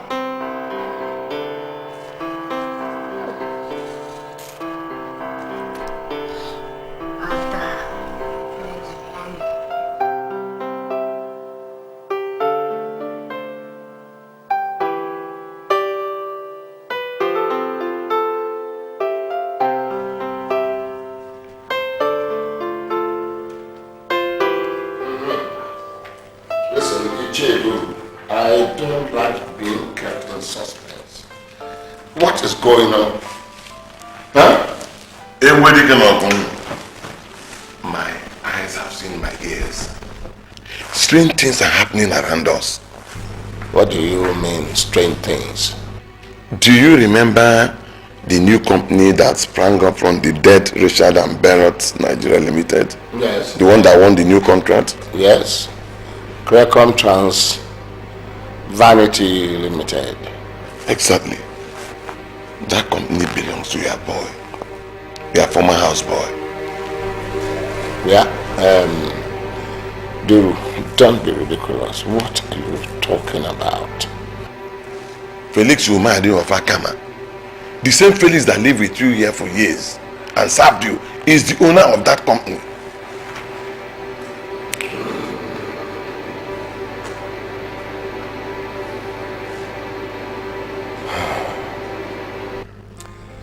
Is this an invasion by cretins? Honestly, it must be first the Anufaram cretin, that midget, sitting in a very big office, and now are you telling me that Felix, who was working with me for so many years, is now the chairman of the construction company? I mean, this is an invasion by cretins. I have not recovered from the shock. You remember my friend, our friend Donald, the manager of a construction company? He gave me the information. Excuse me. Donald is not my friend, it's your friend. A man who works for a cretin cannot be my friend. We cannot share fellowship. Okay, he's my friend. Yes. This is an invasion by cretins and something has to be done about it. Or are we going to be praying that we now, the civilized people of this world, should be having cretins as children? Is that the prayer? Felix. An invasion by cretins. And if you must utter space? No. I think now encouraging us that we should have cretins. Do you know why I sent for you? No, I don't. You're always saying this thing. What do you even mean by onye nyelu yanye? Merit, I have come to conclusion that your mother's car will kill her one day. What? What do you mean by that? You see, your mother is a nice woman and she needs a good feminine car. Not that Akaiva Benz your father bought for her. See, I don't know what you're talking about, okay? All I know is that my mother loves her car and she's okay with it. I know she loves her car. She loves the car because she has not seen something different. I'm buying her a new car. Yeah, this is just for information. You're buying my mother a new car? Exactly. Oh my God. Now I understand. Wait, are you serious about this, Felix? I am serious. Onye is the Lord, that's all. Although she suddenly became wicked. She was nice initially. See? Well, she was the person that gave me the education I have now, so I will never forget that. Yeah, thank you very much. She'll be so happy to hear this. So the car will be delivered to her. Are you serious? Very, very, very serious. She'll be so happy. I know. That is the law. And then, I'm a giver, that's all.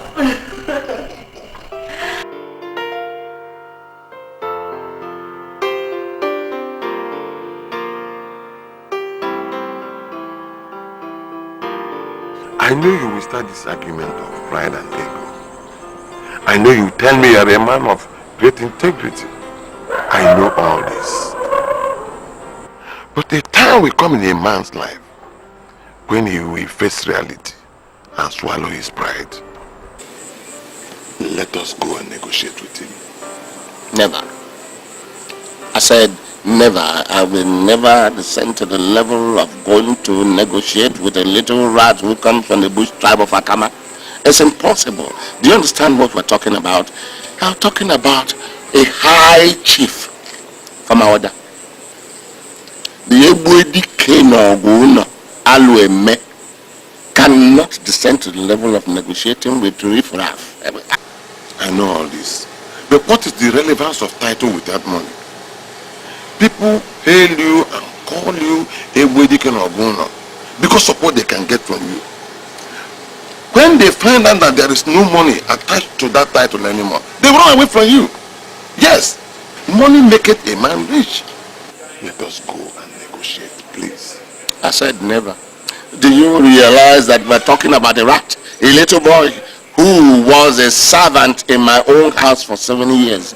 You want me to come down to go and begin to negotiate with him? That's impossible. It cannot be done. Ebwedike, onye jigu ke unesu. You may not beg him from your heart, but we need the money. It is suicidal to stay with that money. Look, let us go and negotiate with him. We need the money.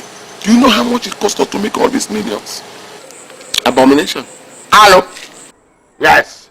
Abomination. What are you talking about? That is sacrilegious. You want me to go and sit down with the rat who should come and beg me? He should come and apologize to me for ever touching money. And you are asking me to go and negotiate with him. You don't know who we're talking about.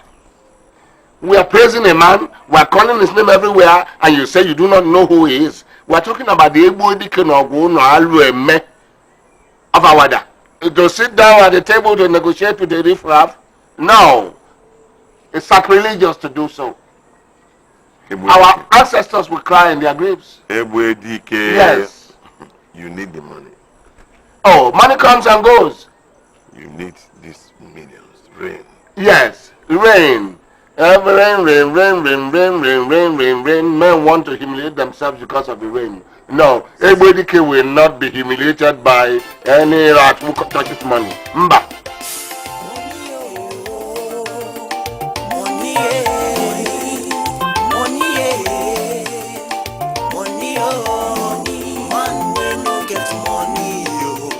Suffer be that man when no get money, yo, not die be that. If you not get the money, oh, suffer be that. Food hungry you and you not feed the job. Die be that. Better wife you not get at all, oh, suffer be that. Better motor you not fit to buy yo.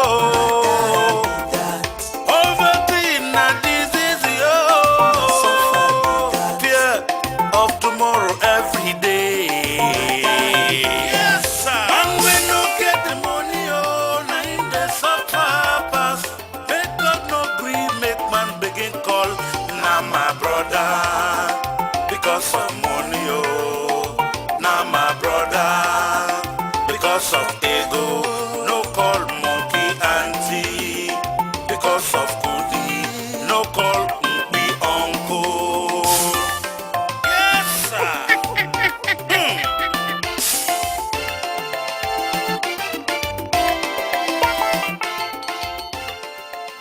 When I came back last night, I did not want to talk because I was tired. But I want to ask now. Who owns that car that is parked alongside your car, right in my compound here? Oh, that? Yes. It belongs to a friend of mine. Who is this your friend? Chief, my car got spoiled yesterday, and she allowed me to come home with her own car. Could you tell me that your car got spoiled yesterday? When I returned, I found your car right next to the new car there. Oh. She allowed me to come back with her car to come and prepare dinner. And later on, her driver brought back my car because she had prepared it. And her driver could not take back her car. Who is this friend of yours? Chief, you don't know her. Do you know all my friends? Why do I have this feeling? This unacceptable feeling that you are lying to me. Well, I don't know. But all I know is that I am not lying. Okay. All right. Now, I want you to take that car and return it to the owner before I come back. Because if I come back and that car is still parked in my compound, I shall set it ablaze.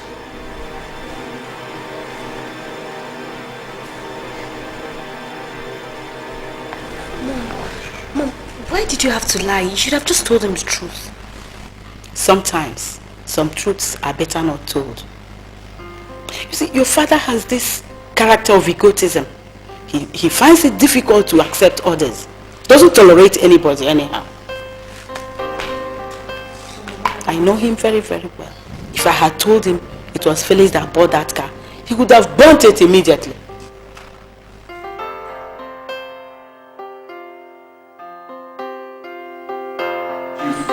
Did your friend tell you the development? What are you talking about? That contract he won, the one he is executing now, has completely shattered the business empire of Chief Barnabas Okalibe. I got this information from the right source. Mr. Donald, you know I drank heavily last night. So don't just stand in my presence and talk in parables. What exactly do you mean? Chief, do you remember that contract that Isheduru brought to you? So a couple of months back. The one I advised against. Is it the one you rejected? Exactly. Yes, I remember. After we rejected that contract, he took the same contract to Chief Barnabas Okalibe, and he invested 300 million naira into that project.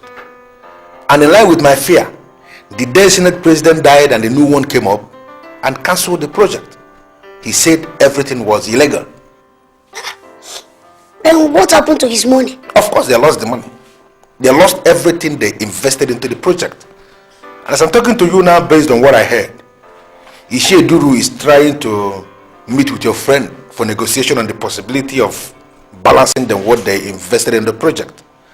But everybody being a very, very difficult man, is not willing to come for that negotiation. That man is not serious. He is too pompous. And I don't like him for that. But Chief, if nothing is done fast, that man may likely die. Die? Exactly. They are in a perfect business fix. And they have never found themselves in this kind of fix before. I don't know. It's not my headache. I don't know anything about that. Mr. Donald, I think you go to South Africa next tomorrow. Merit, the only problem I have with your father is that he underestimates me. If he could humble himself, I would give him money.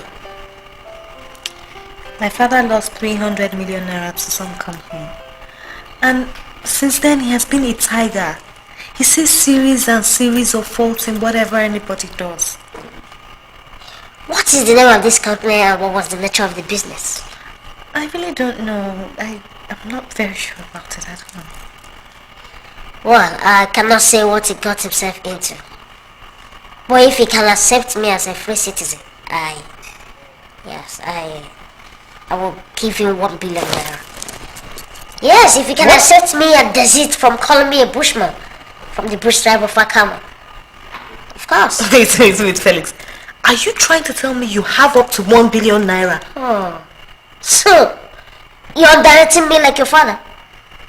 See, I don't just have 1 billion naira. I have at least 1 billion naira that I can easily dash your father to rejuvenate his dying company. Come on, look at me, I'm a giver. I've been giving people. I'm just a giver. Yes, I can do that. Ebwedike, the problem with you is that you don't know the enormity of the problems we have at hand. Let us go and negotiate with him, he's your boy. Listen to me, Iche Duru.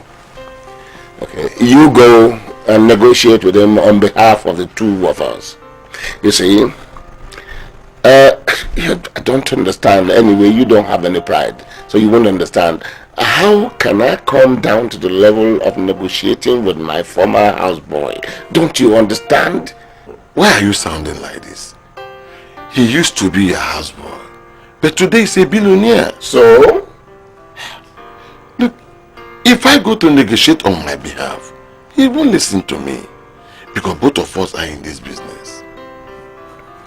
You don't understand me, do you?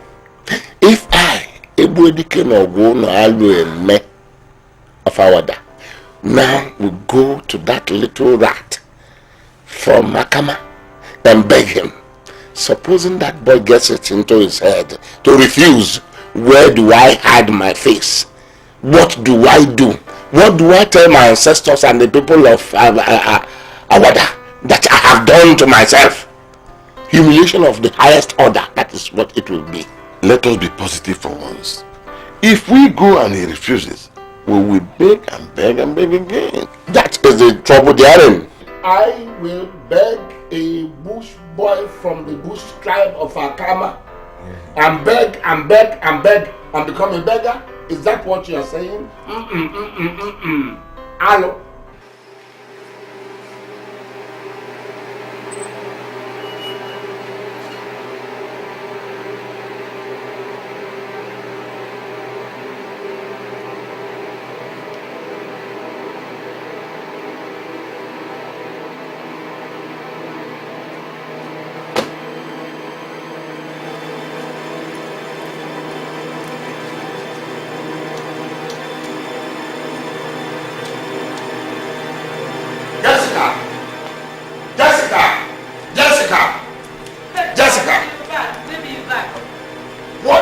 This morning when I was leaving to work.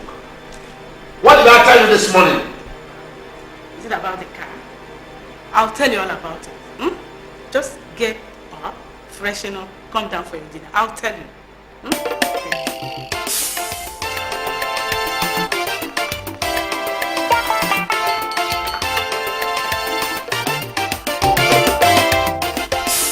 Joyce, you may not like what I'm going to say, but that is the truth. In all this number of years I have worked for Evans and Forum, this bar will remain the cheapest bar I have entered. Before you start, I hope you have not invited me to this miserable bar to begin your now very notorious sermon of asking me to be committed to you. Oh, Mr. Donald, why are you always like this? Sometimes you say disgusting words that make me sick. I am sorry if that is the impression you have. But you see, Evans and Forum is a very benevolent man. And to show that state of benevolence, he has to date many girls. You calm down. I am the one arranging all these girls for him. Omna has everything. The same way I arranged you is the way I arrange others. And do you know one thing? Evans and Forum will always be solving their problems. And that is what we call rainmaking. Do you know the law of rainmaking? You don't know. Onye nyanye. That is, if you have been given, then you give others. We are talking about a man who has been given and who has been given to other people. The same way he has been solving your problem, that is how he has been solving other people's problems. Onye nyanye, anenye, all over the place. It is going to amount to great wickedness on your part to expect Evans and Forum to crucify himself on your cross. Just get him to marry me. I don't care if it's into women. I'm not bothered. Just anything. Just get him to marry me. Your request is unheard of. That I should go and get Evans and Forum to marry you. That is unheard of. If you want Evans and Forum to marry you, then you come up with manners. What could that be? No, you have to invent manners trying to outdo all these girls so that this man will begin to think about you as a person. Okay? Are you listening to me? You know, you have to be very benevolent with whatever thing you have. He has been giving money and he has been helping people with money. Now, if you know whatever thing that God has deposited in you, you have to use it to get what you want. I don't care. I just want to marry him.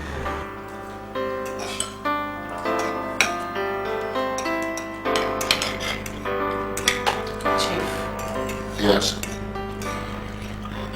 What I'm about telling you now might not be too palatable to you, but I would like you to take it in good faith. Why are you going round and round? I'm asking you, who owns the car that is parked in my compound? Huh? Mary told me he just asked for her hand in marriage.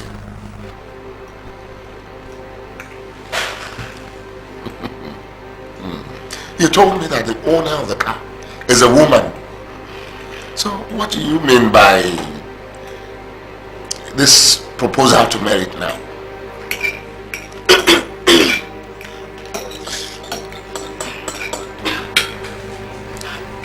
The owner of the car is not a woman, it's a man. He just proposed to marry your daughter. Listen to me, Jessica. Listen to me right now. If you don't tell me who owns that car, you will regret ever knowing me in this life. I swear. Jessica, who owns the car? It's Felix Umadi. Your ex-houseboy. The one you call the bushman from the bush tribe of Akama. He is the one that owns it, and he has proposed to marry your daughter. What? Jessica, how could you? How dare you? Chief, you are taking your hatred for this boy rather too far. He is now a man, for crying out loud, and he has money. Shut up, you dirty mouth. What do you know about money? How could you encourage a riffraff to come near your daughter? Dad. How could you? Dad. Daddy, Felix is not a riffraff. He has excess money. Just this afternoon, he was telling me about how we could release 1 billion naira to you if you ask him. You see what I mean? He has gone to beg that idiot for money. Huh? And you, return that car to the owner, because if I wake up tomorrow morning and see that car there, I'm going to push you in there and set you ablaze with the car.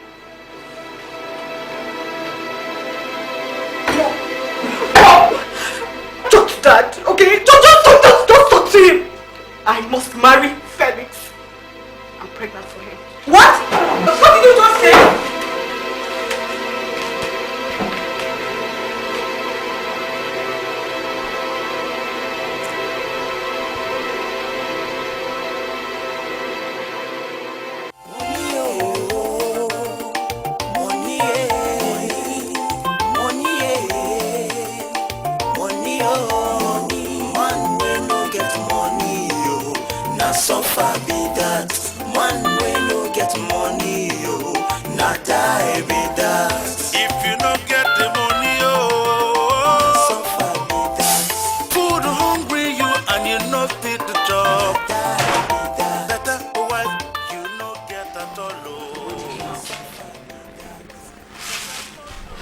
Please, I want you to listen to your wife.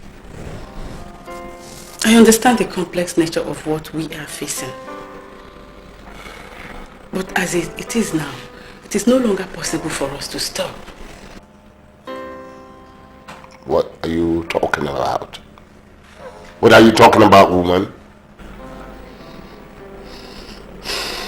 Ebodike, Merit is pregnant. Yes.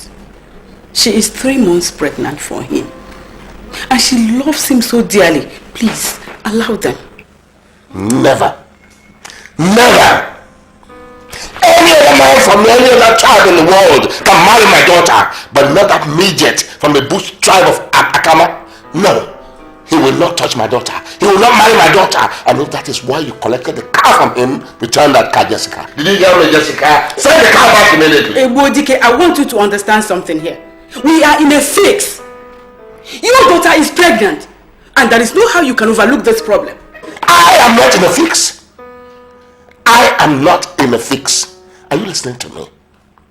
Let her go and abort it. Yes. Jessica, what has come over you?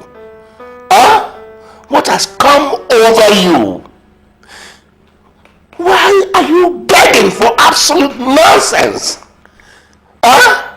Listen, Jessica. My answer is no. You understand? You understand what I'm saying? Yes. I say no to that union, and that is the final answer. Are you listening to me? Are you listening to me? Are you mad to bring a bushman from the bush tribe of Akana to marry my daughter? I will even take a picnic from Congo instead. Come on, get up and get out of here.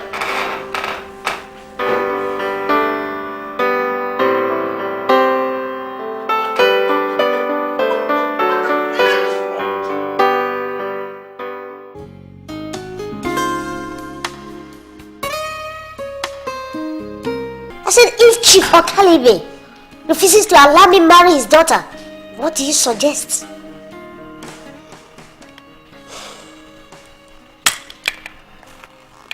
Well, I suggest we grind him to a standstill. That man is too pompous. And according to the information given to me by my manager, he's still pompous and very, very arrogant. So, we need to break him.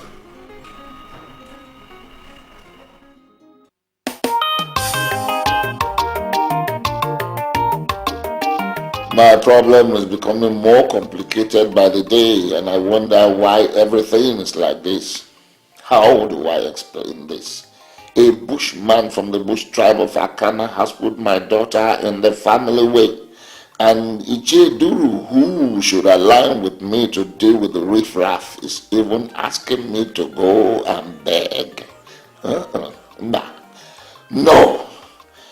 I will never beg, and there's no way I will even sit to negotiate with a houseboy.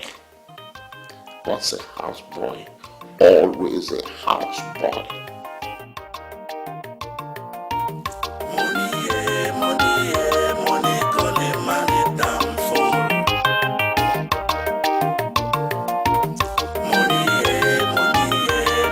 calling money down for. Money, calling money down for.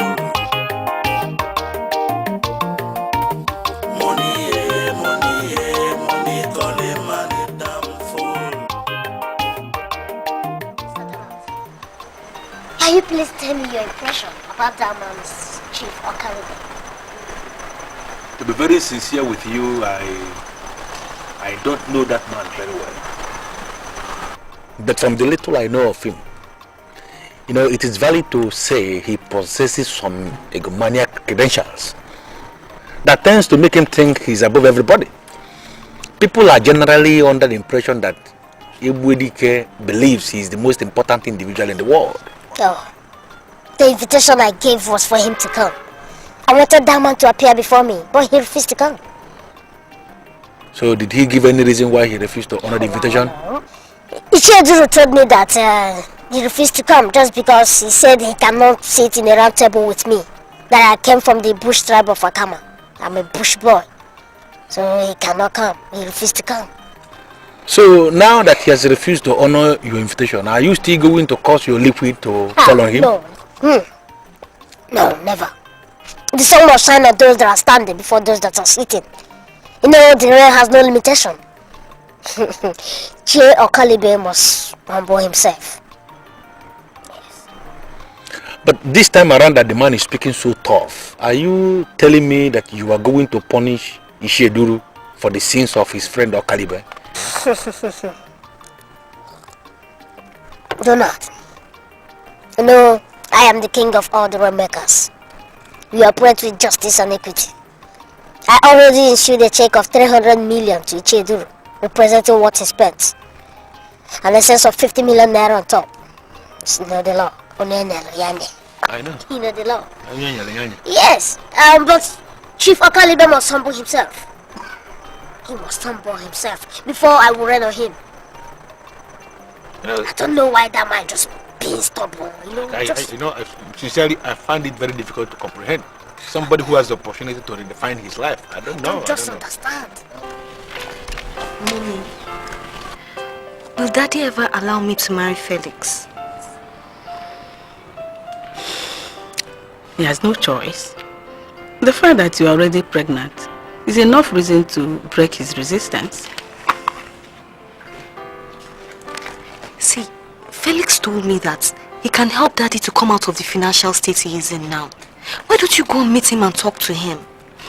Your dad will never ask anything from anybody. That has been my problem with him ever since we got married. He will never ask anybody for anything. So what are we going to do? What are we going to do? Well, we'll have to pray and hope. But as for that car, I will never return it. Never. Okay, Mommy, what about getting Icheduru to talk to him? Don't you think that would help? Icheduru? Your father said he wants to kill him if you get him. What? Yes, he said he betrayed him or something like that. Your father is such a difficult man. He is.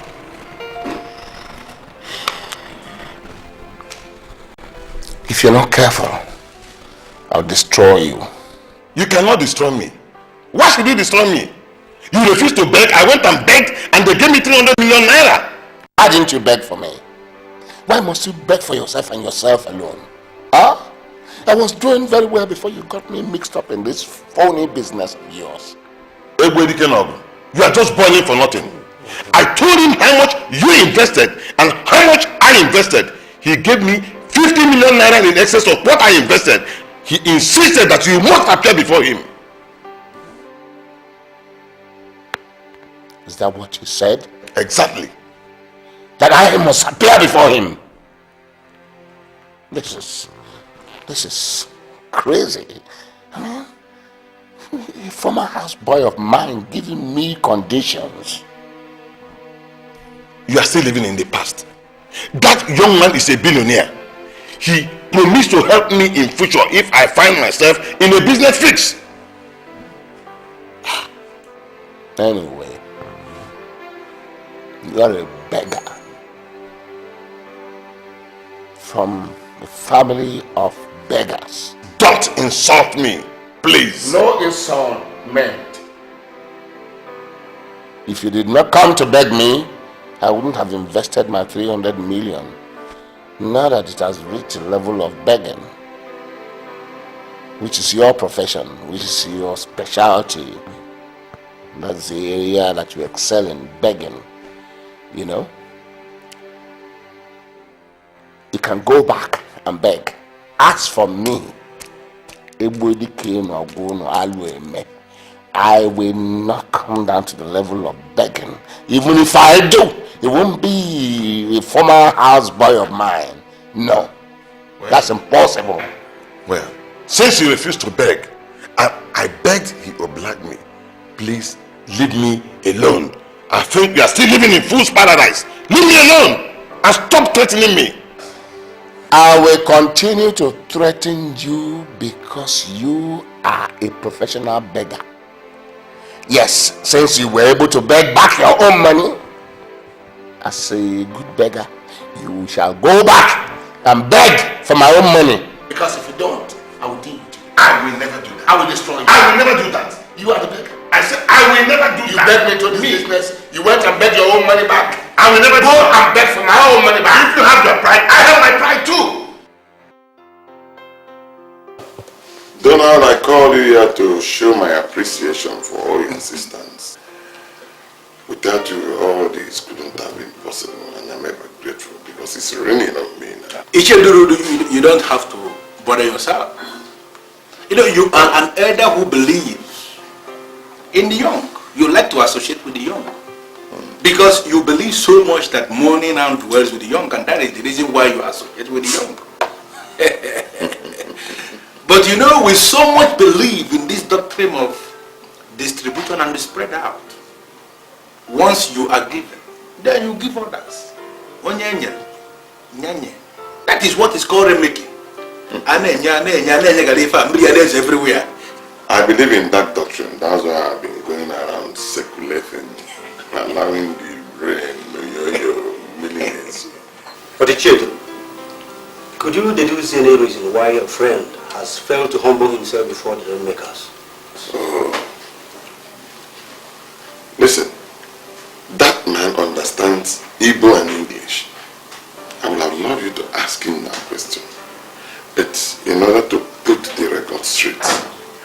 such a selfish man who believes in his own ideology. And if his own ideology does not tally with yours, he will not do anything with you.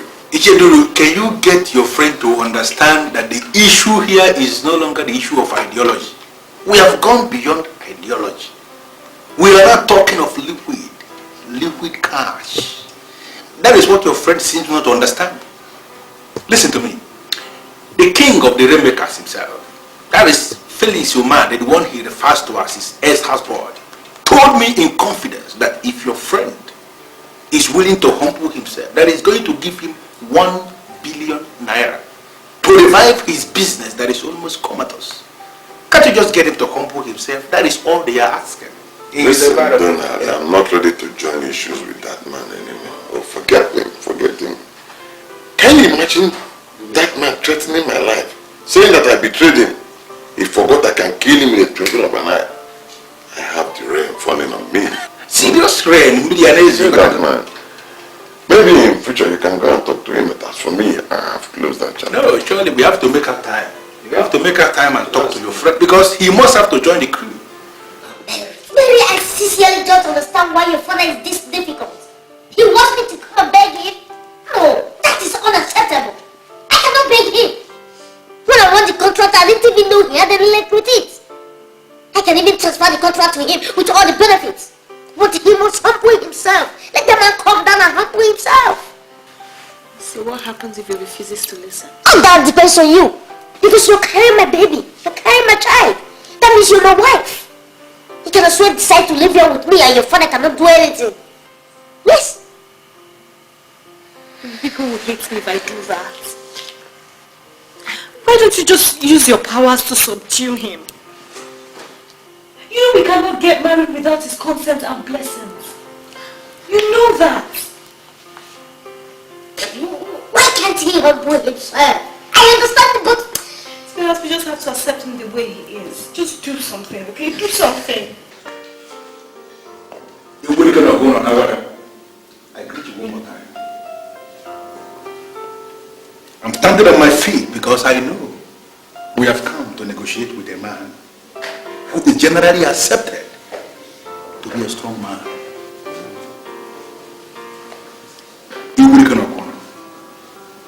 In the international theory of progression, we have what we call, if you cannot beat them, you join them. Yeah, Donald. I don't have all day.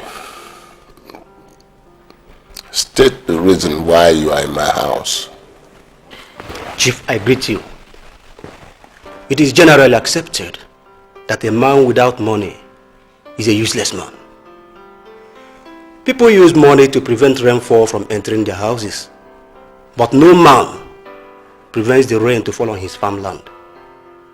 We have come to ask you to allow rain to fall on your farmland. Millism everywhere.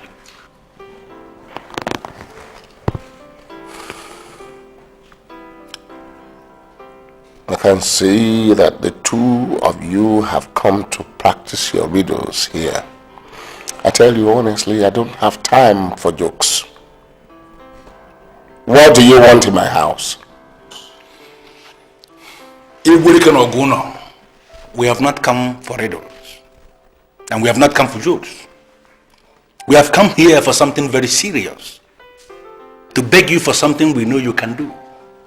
We have not come here to ask you to do something we know you cannot do. Please, Ebudike, allow Merit, your daughter, marry Felix Umad. Currently, as I'm talking to you now, he is the king of rainmakers. If you allow that marriage to take place, Miri Gizusagi.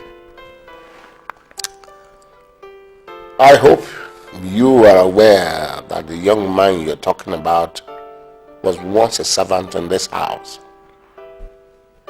How do you think that can be possible? Chief, it is possible. It is just that you have not approved of it. Approve of it today, and it can start happening tomorrow. Miri Ebidizu everywhere, all over the place. Impossible. Impossible. And If you went to a native doctor and put charm in your mouth before you came here, please go back to your source and tell them that I disagree. A bushman from Akama cannot come here now and marry a princess from Awada. It's impossible. I want to stand on my feet one more time to address this issue, because it seems you are not getting what we are saying. You have to allow this marriage to take place so that the rain can fall, so that the heavens can cave in. Midas everywhere. A man that is standing free at the bank of a river, that man cannot afford to wash his hand with saliva. You are standing very close to too much money. Just allow this marriage to take place. Midas everywhere. Impossible. You people are not in control of money. Yes, I mean, those little men you are talking about. No, we are not. Two of us are not in control. But we are talking of the rainmakers themselves. Those little men, they're temporary.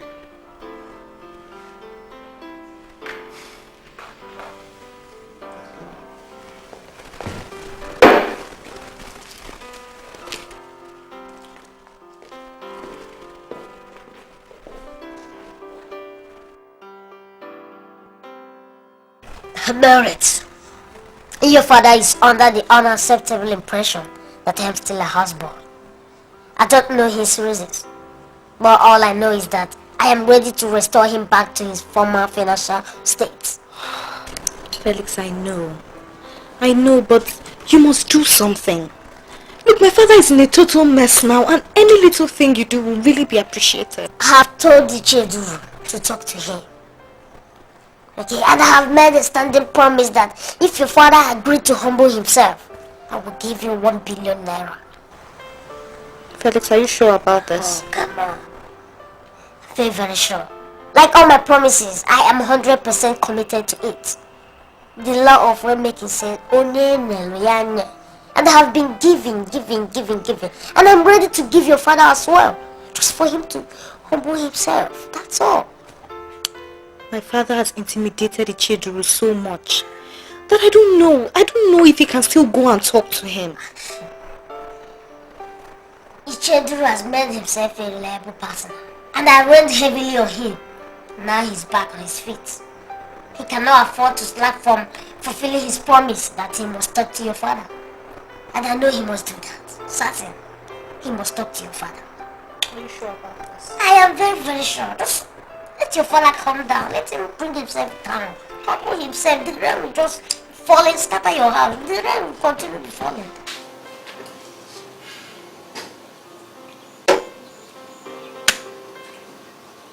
Chief, everybody can go now. I will come you once again. I invited you to my house because of the problem you're having with my bosom friend, who you still insist is your husband. Yes. Yes, he is.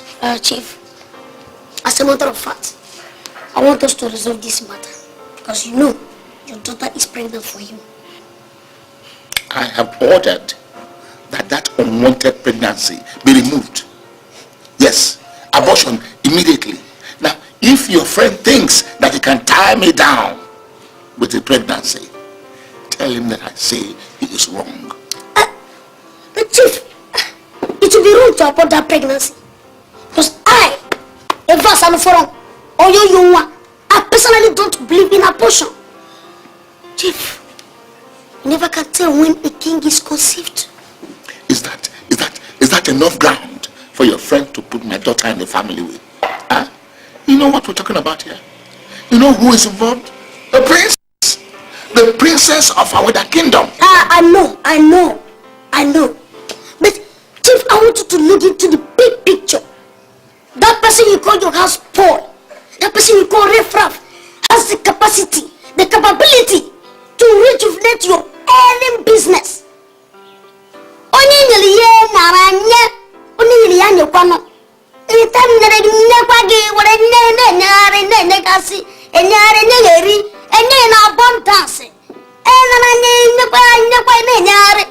Chief, Humble yourself and bless the marriage. Chief Buddha Tabuda to Wega. Eh? Nana distribute in abundance. When in the net, area.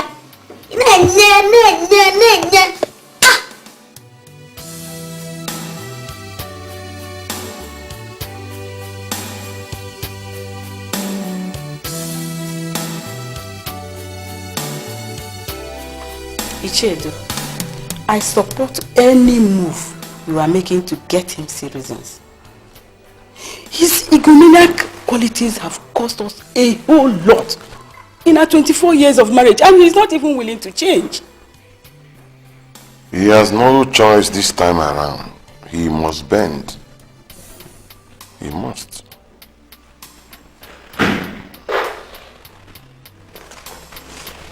Chief, you're welcome. How are you? I'm fine. Excuse me.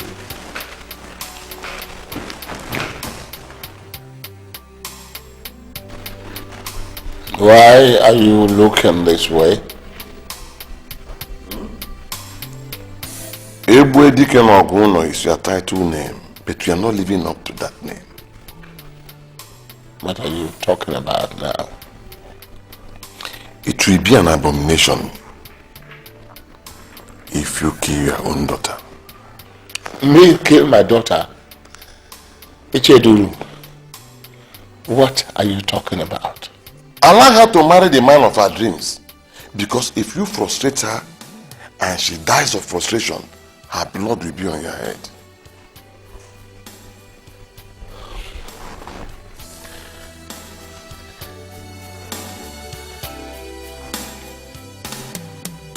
You are interpreting this matter in a different way now, and I don't like that.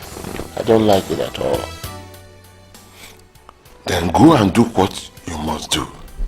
Because the rain that is going to rain on you, I mean this particular rain, you have never seen it before. Why are you people, why are they describing money as rain? You have also joined them. This rain. If it rains too much, it will cause flood. And when it causes flood, what happens? It carries you away. That's what it does. We are talking about liquid cash. It's falling on me. You can see it. Serious rain. This is the rain. Serious rain. Millions. I greet you, gentlemen. Yes, I am Sir Barnabas Okalibe, the Ebwedike Noguno Alueme, one of Awada, a king in the waiting. You see, if the king of Awada dies today, automatically I become the next king. Yes. Nkonye Chili, Yazelu. I want to correct one impression here and now. That impression has lasted this long because I never bothered to refute it. I am not an arrogant person and I don't thrive in pomposity. No. However, I am a titled man and at all times I do my best to uphold the traditions of my people. But you people have insisted that I should come and beg. Even when you know that it is wrong, I am here to beg.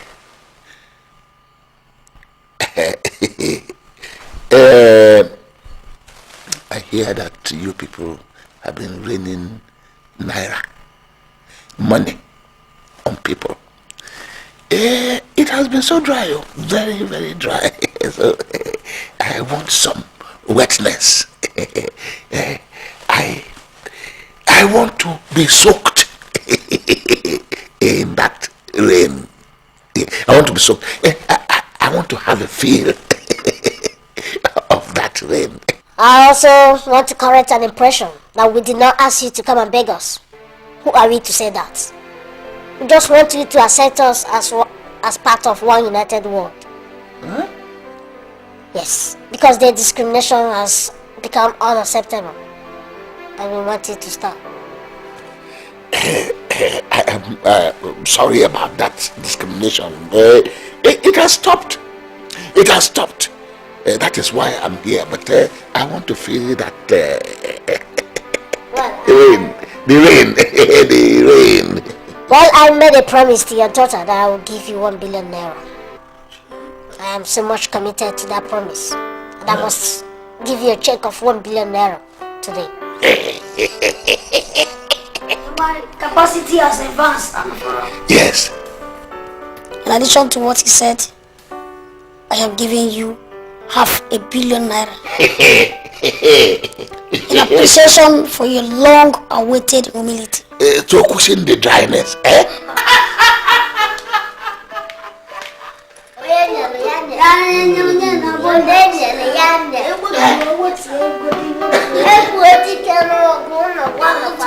Yes.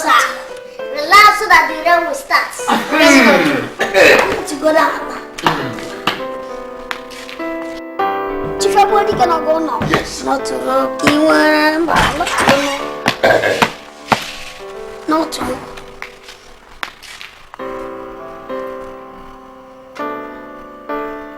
Married.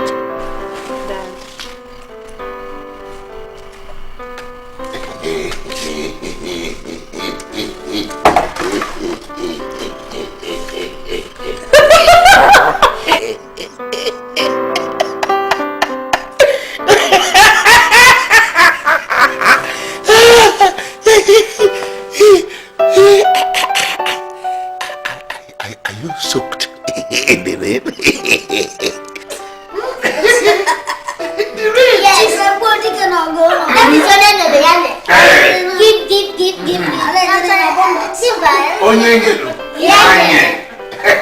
Feel it. Welcome to my palace once again. Welcome, sir.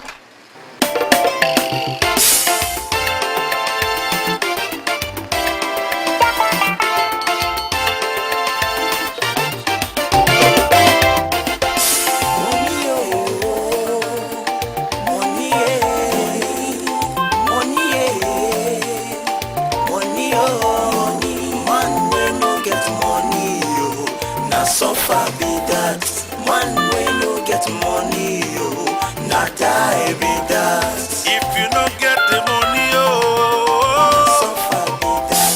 Food hungry you and you no fit the job, die be that. Better wife you no get at all, suffer be that. Better motor you no fit to buy yo.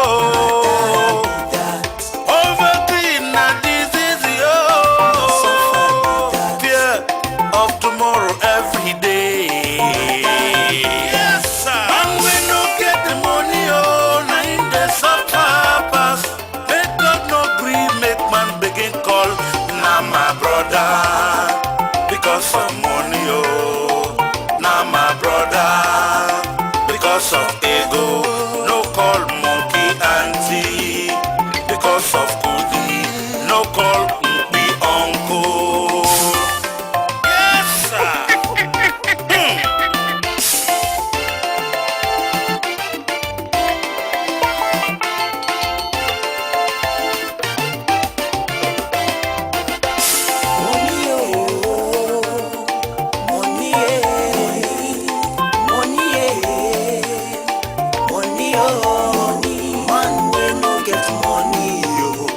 Suffer be that man when no get money, not die be that. If you no get the money, suffer be that. Food hungry you and you no fit the job, die be that. Better wife you no get at all, suffer be that. Better motor you no fit to buy yo.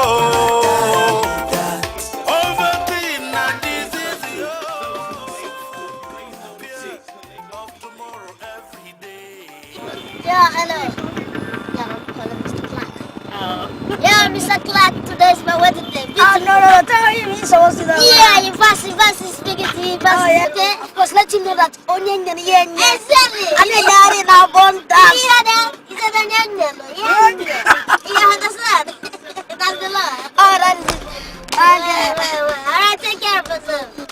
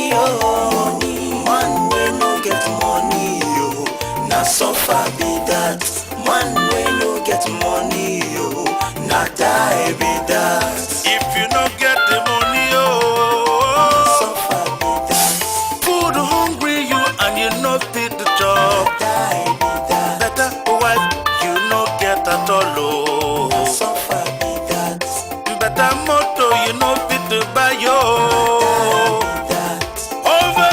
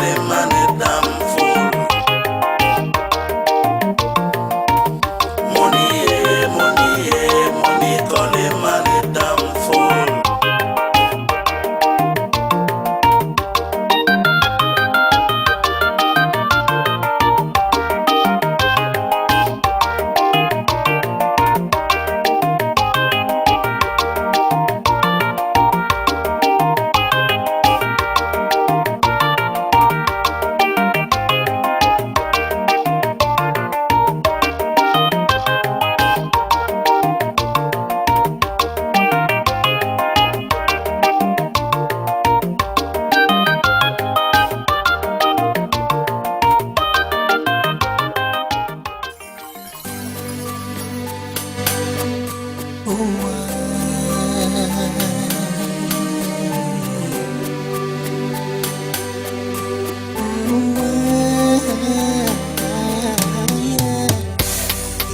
I could turn the hands of time,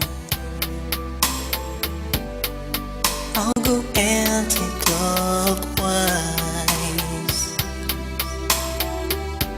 If I'm to change my destiny,